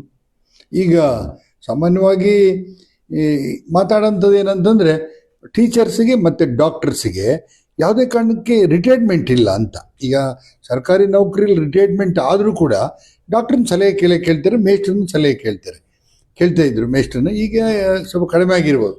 ಅದು ರಿಟೈರ್ಮೆಂಟ್ ಇಲ್ಲ ಅಂತಾರೆ. ನೀವೇನು ರಿಟೈರ್ಮೆಂಟ್ ತಗೋಬೇಕು ಅಂತಿದ್ದೀರಾ? ಏನು ಮಾಡೋದಕ್ಕೂ ರಿಟೈರ್ಮೆಂಟ್ ಮಾಡಿ, ಯಾಕಂದ್ರೆ ಬ್ರೈನ್ ವರ್ಕ್ ಆಗ್ತಾ ಇದೆ. ಬ್ರೈನ್ ವರ್ಕ್ ಆಗದೆ ಅಲ್ಝೈಮರ್ಸ್ ಇದು ಸೆಟ್ಲ್ ಆದರೆ, ಆಮೇಲೆ ನನ್ನ ಹತ್ರ ಪೇಷಂಟ್ ಬರ್ತಾ ಇದ್ದಾರೆ. ಪೇಷಂಟ್ ಬರೋದು ನಿಲ್ಲಿಸಿದಾಗ ನಾನು ನಿಲ್ಲಿಸ್ತೀನಿ. ಯಾಕಂದರೆ ನನ್ನ ಸರ್ವಿಸ್ ಅವ್ರಿಗೆ ಖುಷಿ ಇಲ್ಲ ಅಂತ ಹೇಳಿದ್ರೆ, ಈಗ ಖುಷಿ ಇದೆ. ಸುಮಾರು ಕಡೆಯಿಂದ ಬರ್ತಾರೆ, ಬೆಂಗಳೂರಿಂದ ಬರ್ತಾರೆ, ಶಿವಮೊಗ್ಗದಿಂದ ಬರ್ತಾರೆ, ಕೆಲವರು ಹುಡ್ಕೊಂಡೇ ಬರ್ತಾರೆ. ಹಳೆ ಪೇಷಂಟ್ ದುಬೈಯಿಂದನೂ ಬರ್ತಾರೆ, ಹಳೆ ಪೇಷಂಟ್ಸ್ ನಮ್ಮನ್ನು ಡಾಕ್ಟರ್ ಹತ್ರ ಒಂದ್ಸರಿ ಒಂದು ಮಾತು ಕೇಳೋಣ ಅಂತ. ಯಾವಾಗ ನಾನು ಸರ್ವಿಸ್ ಅವ್ರ ಜನರಿಗೆ ಇಡಿಸ್ಲಿಲ್ವಾ, yes I am going to retire. ಅಲ್ಲ, ಈಗ ಜವಾಬ್ದಾರಿ ಜಾಸ್ತಿನೇ ಆಗ್ತೀರಾ. IMA ಇದರಲ್ಲಿ ಈಗ ಅಧ್ಯಕ್ಷರಾಗಿ ನೀವೇ ಕೆಲಸ ಮಾಡ್ತಾ ಇದ್ದೀರಿ. ಈಗ ಈ ಹುಡುಗರಿಗೆ ಯಾವುದೇ ಡಾಕ್ಟರ್ಸ್ ಬಂದರೂ ಕೂಡ ಒಂಥರ ನೀವು ಫಾದರ್ ಇದ್ದಂಗೆ, ಗಾಡ್ ಫಾದರ್ ಇದ್ದಂಗೆ. ಈಗ ಬಂದರೆ ಇಲ್ಲಿ ಸೀನಿಯರ್ ಮೋಸ್ಟ್ ಅಂದರೆ ರಾಮಚರಣ ಅವ್ರನ್ನ ಕೇಳ್ತಾರೆ. ಹಾಗಾಗಿ ಆ ಜವಾಬ್ದಾರಿಗಳೇನಾದ್ರು ನಿಮ್ಗೆ ಕಷ್ಟ ಆಗುತ್ತೆ ಕೆಲಸ ಮಾಡೋಕ್ಕೆ? ಇಲ್ಲ, ಈಗ ಏನಾಗಿದೆ, ಈಗ ಪ್ರೈವೇಟ್ ಪ್ರಾಕ್ಟಿಷನರ್ಸು ತುಂಬ ಕಮ್ಮಿ ಆಗಿದ್ದಾರೆ. ಯಾರೂ ಬರ್ತಾ ಇಲ್ಲ ಮುಡಿಗೆರೆಗೆ. ಒಂದು ಡಾಕ್ಟರ್ ಪದ್ಮನಾಭ ಶಾಲಿನಿ ಅವ್ರಿಗೂ ನಮಗೂ ಹೆಚ್ಚು ವ್ಯತ್ಯಾಸ ಏನಿಲ್ಲ. ಆಮೇಲೆ ಸಂಪತ್ತು ಅವ್ರ ಮಕ್ಕಳ ವಿಷಯ ಬಿಟ್ಟು ಬೇರೆ ಏನಿರಲಿಲ್ಲ. ಆಮೇಲೆ ಅದರಿಂದ ನಮಗೆ ಜವಾಬ್ದಾರಿ ಜಾಸ್ತಿನೇ ಆಗ್ತಾ ಇದೆ. ಇನ್ನೊಂದು ಏನಾಗ್ತದೆ ಅಂತ ಹೇಳಿದ್ರೆ, ಒಬ್ಬ ಡಾಕ್ಟರ್ನ ನೀವು ಹೇಳಿದ್ರಿ ಮೇಷ್ಟ್ರಾದರೆ ಅವನೇನೋ 1ನೇ ಕ್ಲಾಸ್ನಿಂದನೂ ಮೇಷ್ಟ್ರಾಗಿ ಬಂದಿರ್ತಾನೆ, ಅವಾಗ ಶುರು ಮಾಡಿರ್ತಾನೆ. ಡಾಕ್ಟ್ರನ್ನ ಗುರ್ತ ಹಿಡಿಬೇಕಾದ್ರೆ ಅವರು ಸುಮಾರು ಒಂದು 10-20 ವರ್ಷ ಬೇಕಾಗ್ತದೆ. ಖಂಡಿತ. ಈಗ ರಾಮಚರಣ್ ಬಂದು 27ನೇ ವರ್ಷಕ್ಕೆ ಬಂದಿದ್ದಾನೆ. 40-45 ವರ್ಷ ತನಕ ರಾಮಚರಣ್ ಯಾರು ಅಂತ ಗೊತ್ತಿಲ್ಲ. ಅಡೆಂತಾರ ಮಗ ಇದ್ದಾನೆ ಅಂತ ಬರ್ತಿದ್ರು. ರಾಮಚರಣ್ ಅಂತ ಈಗ ರಾಮಚರಣ್ ಅಂತಾರೆ. ಇವತ್ತಿನ ಜನರೇಷನ್ಗೆ ಗೊತ್ತು. ಹಿಂದೇನು ಗೊತ್ತಾ, ಮಗ. ಈಗ ಸೀನಿಯರ್ಸ್ ಬರ್ತಾರೆ, ಕೆಲವರು ಬರ್ತಾರೆ, ಸ್ವಲ್ಪ 70-80 ವರ್ಷದವ್ರು ಬರ್ತಾರೆ. ಅಡೆಂತಾರ ಮಗನ ಹತ್ರ ಹೋಗೋಣ, ಅಲ್ಲಿ ಹೋಗಿ ನೋಡ್ಕೊಬರೋಣ ಅಂತಾರೆ. ಬರ್ತಾರೆ, ಬರಲ್ಲ ಅಂತ. ಅಲ್ಲ, ಈಗ ಸಾಮಾನ್ಯವಾಗಿ ನಾನು ಕೇಳ್ತೀನಿ, ಲಯನ್ಸ್ ರೋಟ್ರಿ, JC ಎಲ್ಲೇ ಆಗಲಿ ಡಾಕ್ಟ್ರೇ ನೀವು. ಯಾಕೆ ಅಂತಂದರೆ ಎಲ್ಲ ಕೆಲವರು ಬೇರೆ ಕಡೆ ಇರೋದು. ಆದರೆ ಮೂಡಿಗೆರೆ 3 ಸಂಸ್ಥೆ, ಇಂಟರ್ನ್ಯಾಷನಲ್ ಸಂಸ್ಥೆಯಲ್ಲಿ ಇವತ್ತು ಏನು ಮೆಂಬರ್ಸು ಏನಿದ್ದಾರೆ ಅವ್ರು ಸಾಮಾನ್ಯವಾಗಿ ನಿಮ್ಮ ಹಾಸ್ಪಿಟ್ಲಿಗೆ ಬರೋಂಥದ್ದು, ಇಲ್ಲ ಸಜೆಷನ್ ಮಾಡೋಂಥದ್ದು. ಯಾಕೆ ಅಂದರೆ ನೀವೇ ಫೋನ್ನ ನೇರವಾಗಿ ಲ್ಯಾಂಡ್ ಫೋನ್ ಇದ್ದಾಗಲೂ ಕೂಡ ಯಾರಿಗೆ ಕಷ್ಟ ಆದರೂ ಕೂಡ ನೀವೇ ರಿಸೀವ್ ಮಾಡ್ತಿದ್ರಿ, ಮಾತಾಡ್ತಿದ್ರಿ. ಅದು ಒಂದು ನಿಮ್ಮ ಒಳ್ಳೆತನನ ಈ ಒಂದು ನಮ್ಮ ಅದೇ ಮೂಡಿಗೆರೆ ಜನತೆ ಹೆಚ್ಚಿಸಿದೆ. ಅದು ಇವತ್ತಂತೂ ಭಾಳಷ್ಟು ಜನ ಎಲ್ಲ ಫೋನಲ್ಲೇ ಮಾತನಾಡೋಂಥದ್ದು. ಆದರೂ ಕೂಡ ಪ್ಲಾಂಟರ್ಸ್ ಅಂತೇಳಿ, ನೀವು ಪ್ಲಾಂಟರ್ಸ್ನ ಹಿಡಿದು ಪ್ರತಿಯೊಬ್ಬರು ಕೂಲಿ ಕಾರ್ಮಿಕರು ಕೂಡ ಇಲ್ಲಿ ಬಂದಿದ್ದಾರೆ. ದುಡ್ಡಿಲ್ದೇ ತುಂಬ ಜನ ಹೋಗಿರ್ಬೋದು, ಅದು ಬೇರೆ ವಿಚಾರ. ಅದು ನೀವು ಒಂದು ಲವಲವಿಕೆಯಿಂದ, ಖುಷಿಯಿಂದ, ಮತ್ತು ಒಂದೇನೋ ನನ್ನ ಕರ್ತವ್ಯ ಅಂತ ಕೆಲಸ ಮಾಡ್ತಾಯಿದ್ರಿ. ನಾನು ಮಾಡಿದೆ ಸಹಾಯ ಅನ್ನೋದನ್ನ ನೀವೆಲ್ಲೂ ಹೇಳೇ ಇಲ್ಲ. ಈಗ ನೀವು ರಾಮಚರಣ್ ಯಾಕೆ ಅಷ್ಟೋ ತನಕ ನೋಡ್ತಾರೆ ಹಿಂಗೆಲ್ಲ ಅಂತ, ಅದು ಕರ್ತವ್ಯ ಅಂತ. ನೀವು ಗೌರ್ಮೆಂಟ್ ಹಾಸ್ಪಿಟ್ಲಿಗೆ ಹೇಳಿರಿ ಬೆಳಿಗ್ಗೆ 9 ಗಂಟೆ ತನಕ ಸರ್ವಿಸ್ ಮಾಡಿದೆ ಅಂತ. ಈಗಲೂ ಕೂಡ ತುಂಬ ಜನ ಡಾಕ್ಟರ್ಸ್ ನಾನು ಕೇಳಿದಾಗ ಒಬ್ಬರು ಇಬ್ಬರು ಇದರಲ್ಲಿ ಏನು ಮಾಡ್ತೀರಿ, ನಾಳೆ ಆಕ್ಸಿಡೆಂಟ್ ಕೇಸು ಹಿಂಗೆಲ್ಲ ಅದಾಗ ಏನು ಮಾಡ್ತೀರಿ ಅಂದರೆ, ರಾಮಚರಣ್ ಡಾಕ್ಟ್ರನ್ನ ಕರೆಸ್ತೀವಿ, ಇವ್ರನ್ನ ಅನಂತ ಪದ್ಮನಾಭ ಕರೆಸ್ತೀವಿ ಅಂತಲೇ ಅವರು ಆ ಒಂದು ಕಾನ್ಫಿಡೆನ್ಸಲ್ಲಿ ಇವತ್ತು ಗೌರ್ಮೆಂಟ್ ಹಾಸ್ಪಿಟಲ್ ತುಂಬ ವರ್ಷ ನಡೆಸಿದರು ಅಲ್ವಾ? ಈಗೆಲ್ಲ ಫೆಸಿಲಿಟೀಸ್ ಬಂದಿದೆ. 1-2 ನಿಮಿಷ ಮಧುರ, ನನಗೆ ಲೋಟ ನೀರು ಕೊಟ್ಟು ಹೋಗೋಣ. ನಿಮಗೆ ಬೇಕಾ ಬಿಸಿನೀರು? ಬೇರೆ ಏನು ಕೊಡಂಗಿಲ್ಲ. ಬೇಡ. ಏನು ಹೇಳ್ತಾ ಇದ್ದೆ, ಡಾಕ್ಟರ್ಸ್ನಾಗ ನಿಮ್ಮ ಒಂದು ಕಾನ್ಫಿಡೆನ್ಸ್ ಮೇಲೆ ಇದು ಎಷ್ಟು ಜನರಿಗೆ ನನ್ನ ಮೇಲೆ ಪದ್ಮನಾಭ್ ಮೇಲೆ ಕಾನ್ಫಿಡೆನ್ಸ್ ಇದೆ ಅಂತ ಹೇಳಿದ್ರೆ, ಒಂದು ಗೌರ್ಮೆಂಟ್ ಹಾಸ್ಪಿಟಲ್ ನಾನು ಇನ್ಸಿಡೆನ್ಸ್ ಆಯಿತು, 2 ಇನ್ಸಿಡೆನ್ಸ್ ಆಯಿತು. ನಿಮ್ಗೆ ಗೊತ್ತಿರಬೇಕು. ಇಬ್ಬರು ಡಾಕ್ಟ್ರನ್ನ ಅಸಾಲ್ಟ್ ಮಾಡಿದರು. ಅಸಾಲ್ಟ್ ಮಾಡಿ ಅಂದರೆ ಅವರು ಡಾಕ್ಟ್ರಿಗೆ ಅವ್ರಿಗೆ ಸಾಕಾಗಿರುತ್ತೆ. ನಾವಾದರೆ ನೋಡ ಯಾಕಂದರೆ ಊರ ಮನೆ. ಇವತ್ತು ಏನಾಯಿತು, 3 ಕಾಲ ಆಗಿತ್ತು, ಊಟಕ್ಕೆ ಹೊರಟಿದ್ದೀವಿ, ಒಂದು ಅಮ್ಮ ಬಂತು. ಬೇರೆಯವರಾದ್ರೆ ಎದ್ದು ಹೋಗೋರು, ಅದಕ್ಕೆ ಬೇಣ ಕಚ್ಬಿಟ್ಟಿತ್ತು. ಪಾಪ ಎಂತ ಮಾಡೋದು, ಪಾಪ ಈ ಹುಡುಗಿಗೂ ಹೊಟ್ಟೆ ಹಸಿತದೆ, ಇಲ್ಲಿ ರಿಪೇರ್ ಹಾಕಿದ್ವಿ, ನೀವು ಫೋನ್ ಮಾಡಿದಾಗ ಬಂದರು, ಇಲ್ಲಿ ಊಟಕ್ಕೆ ಹೋಗಿ, ಇಲ್ಲ ಸರ್ ಬೇಣ ಕಚ್ಚಿದೆ, ನನಗೇನು ರಿಸ್ಕ್ ಅಲ್ವ ಅಂತೇಳಿ ಮತ್ತೆ ಇಂಜೆಕ್ಷನ್ ಅದು ಇದು ಕೊಟ್ಟು ಕಳಿಸ್ತು. Monetary benefits are different, but service is more important. ದುಡ್ಡು ಬರುತ್ತೆ ಹೋಗುತ್ತೆ. ಹುಡುಗಿರಿಗೆ ನಾನು ಇವಾಗ ಹೇಳೋಕ್ಕೂ ಹೇಳ್ತೀನಿ, ನೋಡಮ್ಮ ನಮ್ಮ ಸರ್ವಿಸ್ ಚೆನ್ನಾಗಿದ್ದರೆ ನಾವು 500 ರೂಪಾಯಿ ಹೇಳಿದ್ರೆ ಬೇಕಾದ್ರೆ 600 ರೂಪಾಯಿ ಕೊಟ್ಟು ಹೋಗ್ತಾನೆ. ಯಾವಾಗ ಚರ್ಚೆ ಮಾಡ್ತಾರೋ ಅವ್ರನ್ನ ಬಿಟ್ಟಾಕಿ ಹೋಗ್ಬೇಡ, ಅವ್ರಿಗೆ ಖುಷಿಯಾಗದಿದ್ರೆ ಎದ್ದು ಹೋಗ್ತಾ ಇರಲಿ. ಈಗ ನಿಮಗೆ ನನ್ನ ಸರ್ವಿಸ್ ಖುಷಿ ಆದರೆ ನೀವು ನನ್ನ ಚಾರ್ಜ್ ಅದು ಬೇಕಾದ್ರೆ 500, 600, 1000 ಹೇಳಿದ್ರು ನೀವು ಕೊಟ್ಟು ಹೋಗ್ತೀರ. ಆಮೇಲೆ ಒಂದು ವೇಳೆ ದುಡ್ಡು ಶಾರ್ಟ್ ಇದ್ರೂ ನಾನು ಹೇಳ್ತೀನಿ, ಡಿಮಾಂಡ್ ಮಾಡಬೇಡಿ. ಇಷ್ಟರವರೆಗೆ ನನಗೆ ಯಾರೂ ದುಡ್ಡು ಇಡಿಸಿಲ್ಲ. ನಾನು PG ಮಾಡ್ಕೊಬಂದ್ಮೇಲೆ, ಇಲ್ಲಿ ಬಂದಮೇಲೆ ಯಾರು ಈ ಪುವರ್ ತೋಟದವ್ರು ಬರ್ತಾರೆ, ನಾನು ಅವ್ರಿಗೆ ಅಫ್ಕೋರ್ಸ್ ನಾನು ಚಾರ್ಜು 200 ರೂಪಾಯಿ ನನ್ನ ಕನ್ಸಲ್ಟೇಷನ್ ಪರ್ಪಸ್ಲಿ ಇಟ್ಟಿರೋದು. ಓವರ್ ಕ್ರೌಡ್ ಆಗೋದು ಬೇಡ ಅಂತ. ಯಾಕಂದರೆ ಮೊದಲೆಲ್ಲ 30, 40, 50 ರೂಪಾಯಿ ಮಾಡ್ತಾಯಿದ್ದು. ಈಗ ಸ್ವಲ್ಪ ಲಿಮಿಟ್ ಆಗಿರಲಿ ಅಂತ ಹೇಳ್ಬಿಟ್ಟು ಮಾಡಿರೋದು. ಆದರೆ ನಾನು ಇವರಿಗೆ ಹೇಳೋಕ್ಕೂ ಹೇಳ್ತೀನಿ, ಅವ್ರಿಗೆ ಯಾರಿಗೂ ಡಿಮಾಂಡ್ ಮಾಡೋಕ್ಕೆ ಹೋಗಬೇಡಿ. ಆಮೇಲೆ ಕೆಲವರೆಲ್ಲ ಈ ಪುವರ್ ಪೇಷಂಟು ಎಸ್ಟೇಟ್ ವರ್ಕರ್ಸ್ ಬರ್ತಾರೆ, ಅವ್ರಿಗೆ ಅವ್ರು ಕೊಡೋ ದುಡ್ಡಿಗೆ ಕಾಂಪನ್ಸೇಟ್ ಮಾಡ್ತೀವಿ. ನಮ್ಮ ಹತ್ರ ಸುಮಾರು ಸ್ಯಾಂಪಲ್ಸ್ ಬರ್ತವೆ, ಸ್ಯಾಂಪಲ್ಸ್ನೆಲ್ಲ ತೆಗೆದು ಅವ್ರಿಗೆ ಕೊಟ್ಬಿಟ್ಟು ಅವ್ರಿಗೆ ಒಂದು ಸರ್ವಿಸ್ ಅಂದರೆ ಅವ್ರಿಗೆ ಫ್ರೀ ಕೊಟ್ಟಿದ್ದೀವಿ ಅಂತ ಆಗಬಾರ್ದು. ಫ್ರೀ ಅಂತ ಹೇಳಿದ ಕೂಡಲೇ ಅದಕ್ಕೆ ವ್ಯಾಲ್ಯೂ ಇರೋಲ್ಲ. ಈಗ ಮೆಡಿಕಲ್ ಕ್ಯಾಂಪ್ಸ್ ನಾವು ಮಾಡ್ತೀವಿ, ಎಷ್ಟೋ ಸುಮಾರು ಮಾಡಿದ್ದೀರಿ ನೀವು. ಅದ್ರ ಫಲಾನುಭವಿಗಳಿದಾರಲ್ಲ, ಯಾರು ನಾನು ನೋಡ್ದಂಗೆ ನಾನು ಎಷ್ಟೋ ಕ್ಯಾಂಪ್ ಮಾಡಿದ್ದೀನಿ, ನನ್ನ ಇದು ಮಾಡಿದ್ದು. ಅದನ್ನು ಅನುಭವಿಸಿದವ್ರು ಯಾರೂ ನಮ್ಮ ಹತ್ರ ಪುನಃ ವಾಪಸ್ ಬಂದಿಲ್ಲ. ಯಾಕೆ ಹೀಗೆ ಅಂದು ಇಲ್ಲ, ಅವ್ರು ತೊಗೊಂಡೋಗ್ತಾರೆ, ನಾವು ಔಷಧಿ ಎಲ್ಲ ಕೊಟ್ಟಿರ್ತೀವಿ, ನಾವು ಬರ್ಕೊಟ್ಟಿರ್ತೀವಿ, ತೊಗೊಂಡೋಗಿ ಎಸಿತಾರೆ, ಇಲ್ಲ ಹಂಗೆ ಇಡ್ತಾರೆ. ಓಕೆ ಸರ್, ಹೌದಾ? ಈಗ ಇಷ್ಟೊತ್ತು ನಮ್ಮ ಜೊತೆ ಮಾತನಾಡಿದ್ರಿ. ಕೊನೆಯದಾಗಿ ಸರ್, ಈಗ ಇವತ್ತು ವೈದ್ಯರ ದಿನ, ಅದರಲ್ಲೂ ಈಗ 4 ವರ್ಷದಿಂದ ವೈದ್ಯರು ಅಂತಂದರೆ ಅವ್ರ ಬಗ್ಗೆ ಬಹಳ ಒಂದು ಪ್ರೀತಿ ವಿಶ್ವಾಸ ಇದೆ. ಅಂಗನವಾಡಿ ಟೀಚರ್ಸ್ ಇರ್ಬೋದು, ಬೇರೆ ಬೇರೆ ಇವ್ರನ್ನೆಲ್ಲರನ್ನು ಕೂಡ ಗೌರವವಾಗಿ ಕಾಣ್ತಕ್ಕಂಥದ್ದು. ಈ ಡಾಕ್ಟರ್ ಅಂದರೆ ದೇವರಂತಲೇ ತಿಳ್ಕೊಂಡಿದ್ದಾರೆ. ಪಾಪ ನೀವು ಹೇಳ್ದಂಗೆ 700-800 ಜನ ಡಾಕ್ಟರ್ಸೇ ಜೀವನ ಕಳ್ಕೊಂಡಿದ್ದಾರೆ ಇವತ್ತು. ಆ ಥರದ್ದೆಲ್ಲ ನಡೆದಿದೆ. ಕೊನೆಯದಾಗಿ ಇವತ್ತು ವೈದ್ಯರ ದಿನಾಚರಣೆ, ಈ ನಾಡಿನ ಜನಕ್ಕೆ ಏನು ಹೇಳಕ್ಕೆ ಇಷ್ಟಪಡ್ತೀರಿ ಸರ್? ವೈದ್ಯರನ್ನು ಸೇರಿಸಿ, ಸಾರ್ವಜನಿಕರನ್ನು ಸೇರಿಸಿ. ಮತ್ತು ಇನ್ನೊಂದು ಮಧ್ಯದಲ್ಲಿ ಏನು ಗೊತ್ತಾ ಸರ್, ಮುಂಚೆ ನವಂಬರು, ಡಿಸೆಂಬರು, ಅಕ್ಟೋಬರ್ ಚಳಿಲಿ ಹಾರ್ಟ್ ಅಟ್ಯಾಕ್ ಆಗಿ ಸತ್ತೋಗ್ತಾರೆ, ಚಳಿಲಿ ಸ್ವಲ್ಪ ಬೆಚ್ಚಗಿರ್ಬೇಕು ಅಂತೆಲ್ಲ ಹೇಳ್ತಾರೆ. ಈಗ ಅವಾಗೆಲ್ಲ ಏಜ್ಡ್ ಸತ್ತೋಗೋರು. ಬಟ್ ಇವತ್ತು ಹಾರ್ಟ್ ಅಟ್ಯಾಕ್ ಅನ್ನೋದು ಏಜ್ಡ್ ಏನಿಲ್ಲ, ಎಂಥ ಆರೋಗ್ಯವಂತ ಮನುಷ್ಯ. ಪುನೀತ್ ರಾಜ್ಕುಮಾರ್ ಅಂತವ್ರೆ ಸತ್ತೋದಾಗ ಎನಿಥಿಂಗ್ ಎಕ್ಸೆಸ್ ಯಾವುದೇ ಆಗಲಿ, ಈಗ ಪುನೀತ್ ರಾಜ್ಕುಮಾರ್ ತಗೊಳ್ಳಿ, ಯಾವುದೇ ಆಗಲಿ, ಅವ್ರು ಯಾಕೆ ಸತ್ತೋದ್ರು ಅಂತ ಹೇಳಿ ಓವರ್ ವರ್ಕೌಟ್, ಅವ್ರಿಗೆ ಹ್ಯಾಂಡ್ಸಮ್ ಕಾಣಬೇಕು ಅಂತ ಹೋಗೋದು, ಸ್ಟಿರಾಯ್ಡ್ಸ್ ತಗೊಳ್ಳೋದು, ಅನ್ನೆಸರಿ ಡ್ರಗ್ಸ್ ತಗೊಳ್ಳೋದು, ಇದೆಲ್ಲ. ಈಗ ಯಾವುದೇ ಆಗಲಿ, ಈಗ ನಮ್ಮ ಹತ್ರ ಬಂದು ಕೇಳ್ತಾರೆ, ಅನಾಬಾಲಿಕ್ ಸ್ಟಿರಾಯ್ಡ್ಸ್ ಕೊಡಿ ಅಂತ ಹೇಳ್ಬಿಟ್ಟು. ಈಗ ಪ್ರೋಟೀನ್ ತಗೋಬೋದಾ, ಜಿಮ್ಮಿಗೆ ಹೋಗ್ತಾರೆ, ಪ್ರೋಟೀನ್ ತಿಂದರೆ. ಅದೆಲ್ಲ ಯಾಕೆ? ನಿಮಗೆ ನ್ಯಾಚುರಲ್ ಆಗಿ, ನಿಮಗೆ ಮಾಮೂಲಿಯಾಗಿ ಈಗ ನಿಮಗೇನಾಗಿದೆ? ಈಗ ಏನಿಲ್ಲ, ನೀವು ಮಾಮೂಲಿ ತೋಟಕ್ಕೆ ಹೋಗ್ತೀರಾ, ಬರ್ತೀರಾ, ಎಲ್ಲ ಮಾಡ್ತೀರಾ, ನಿಮ್ಮ ಹೊಡಿಯೋ ಡ್ರಿಂಕ್ಸ್ ಹೊಡಿತೀರಾ, ಸಿಗರೇಟ್ ಬಿಟ್ಟಿದ್ದೀರಿ ಅಂತ ಗೊತ್ತು ಇದೆಯಾ? ಅಪರೂಪಕ್ಕೆ ಇಲ್ಲ ಹೇಳ್ತಾರಣ್ಣ? ಇಲ್ಲ ಇಲ್ಲ, ಎಣ್ಣೆ ಅಂತೂ ಇದೆ ಗೊತ್ತು. ಲಿಮಿಟ್ಸ್ನಲ್ಲಿದ್ದರೆ ಏನೂ ಆಗಲ್ಲ. ಆಮೇಲೆ ಯಾವುದೇ ಕಾಯಿಲೆ ಚೆಕಪ್ಗೆಲ್ಲ ಮಾಡಿಸ್ತಾ ಇದ್ದರೆ, ಯಾವುದೇ ಕಾಯಿಲೆ ಆಗಲಿ ಹೈಡ್ ಮಾಡಬೇಡಿ.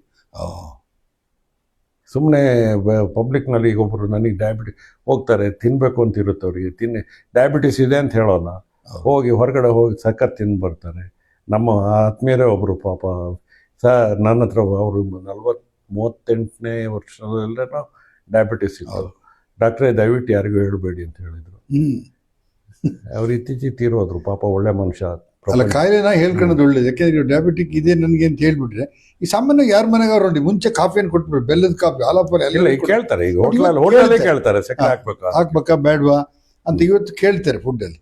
ಓಕೆ ಸರ್, ಇನ್ನೂ ಒಂದು ಮುಂದುವರೆದ ಭಾಗ ಅಂತಂದರೆ, ಇವತ್ತಿನ ಹೇಳಿದೆ, ಈಗ ಯುವ ಡಾಕ್ಟರ್ಗಳಿಗೆ ಮುಂದಿನ ಒಂದು ಇನ್ನೂ 50 ವರ್ಷದ ನಾನು ಹೇಳೋದಾದರೆ, ಪ್ರತಿಯೊಬ್ಬ ಮನುಷ್ಯನೂ ನನ್ನ ರಿಲೇಟಿವ್ ಅಂತ ಹೇಳ್ಬಿಟ್ಟು ನೀವು ನಾನು ಹೇಳೋದು, ನಾವು ಟ್ರೀಟ್ ಮಾಡೋಕ್ಕೆ ಹೋಗುವಾಗ ಅವ್ನು ಯಾವನೇ ಪೇಷಂಟ್ ಇರಲಿ, ಅವ್ನು ನಮ್ಮ ಅಕ್ಕ ತಂಗಿ ಇಲ್ಲರ ನಮ್ಮ ರಿಲೇಟಿವ್ ಅಂದ್ಕೊಂಡು ಅವ್ನು ಟ್ರೀಟ್ ಮಾಡಿದರೆ, ಈಗ ನಮ್ಮ ರಿಲೇಷನ್ನೇ ಕ್ಲೋಸ್ ಫ್ರೆಂಡು, ಅವ್ನು ಪೇಷಂಟ್ ಅಂತ ನೋಡಿದೆ. ಪೇಷಂಟ್ಸು ಅಷ್ಟೇ, ಅವ್ನು ಡಾಕ್ಟ್ರ್, ಅವನು ನಮ್ಮ ಹುಡುಗ, ನಮ್ಮವರು ಅಂತ ಹೇಳ್ಬಿಟ್ಟು ಅವನು ಇದು ಮಾಡ್ಕೊಂಡಿದ್ರೆ ಚೆನ್ನಾಗಿರುತ್ತೆ.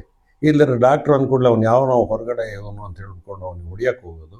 ಡಾಕ್ಟ್ರು ಹೊಡಿತಾರೆ ಅಂತ ಹೇಳ್ಬಿಟ್ಟು, ಡಾಕ್ಟ್ರುಗಳಿಗೆ ಅವರು ಜನ ಬಂದು ಹೊಡಿತಾರೆ ಅಂತ ಹೇಳ್ಬಿಟ್ಟು, ಈ ಮೂಡಿಗೆರೆ ಆಗಲಿ ಚಿಕ್ಕಮಗಳೂರಾಗಲಿ ಅರ್ಧ ಡಾಕ್ಟರ್ಸು ಪೇಷಂಟ್ನ ನಾವು ಟ್ರೀಟ್ ಮಾಡೋಕ್ಕೆ ಯಾಕೆ ಹೋಗೋಲ್ಲ ಅಂತ ಹೇಳಿದರೆ, ಅಫ್ಕೋರ್ಸ್ ನಮಗೆ, ನಾನು ಊರು ಮನೆಯವನಾಗಿದ್ದೀನಿ, ನನಗೆ ಸಾಧಾರಣಕ್ಕೆ ಇದಿದ್ರೆ ನಾವು ಅದೇ ಹೇಳಿದ್ನಲ್ಲ, ಚಿಕ್ಕಮಗಳೂರು ಇದರಲ್ಲಿ ಗೌರ್ಮೆಂಟ್ ಹಾಸ್ಪಿಟ್ಲಲ್ಲಿ ಇವರು ಯಾರೋ ಹುಡುಗರು ನಮ್ಮ ಡಾಕ್ಟರ್ಸ್ಗೆ ಅಸಾಲ್ಟ್ ಮಾಡೋದು, ನಾನು ಪದ್ಮನಾಭ ಹೋಗಿ ನಿಂತ್ಕೊಟ್ಲಿ, ಸುಮ್ಮನೆ ಹೋಗ್ಬಿಟ್ರು.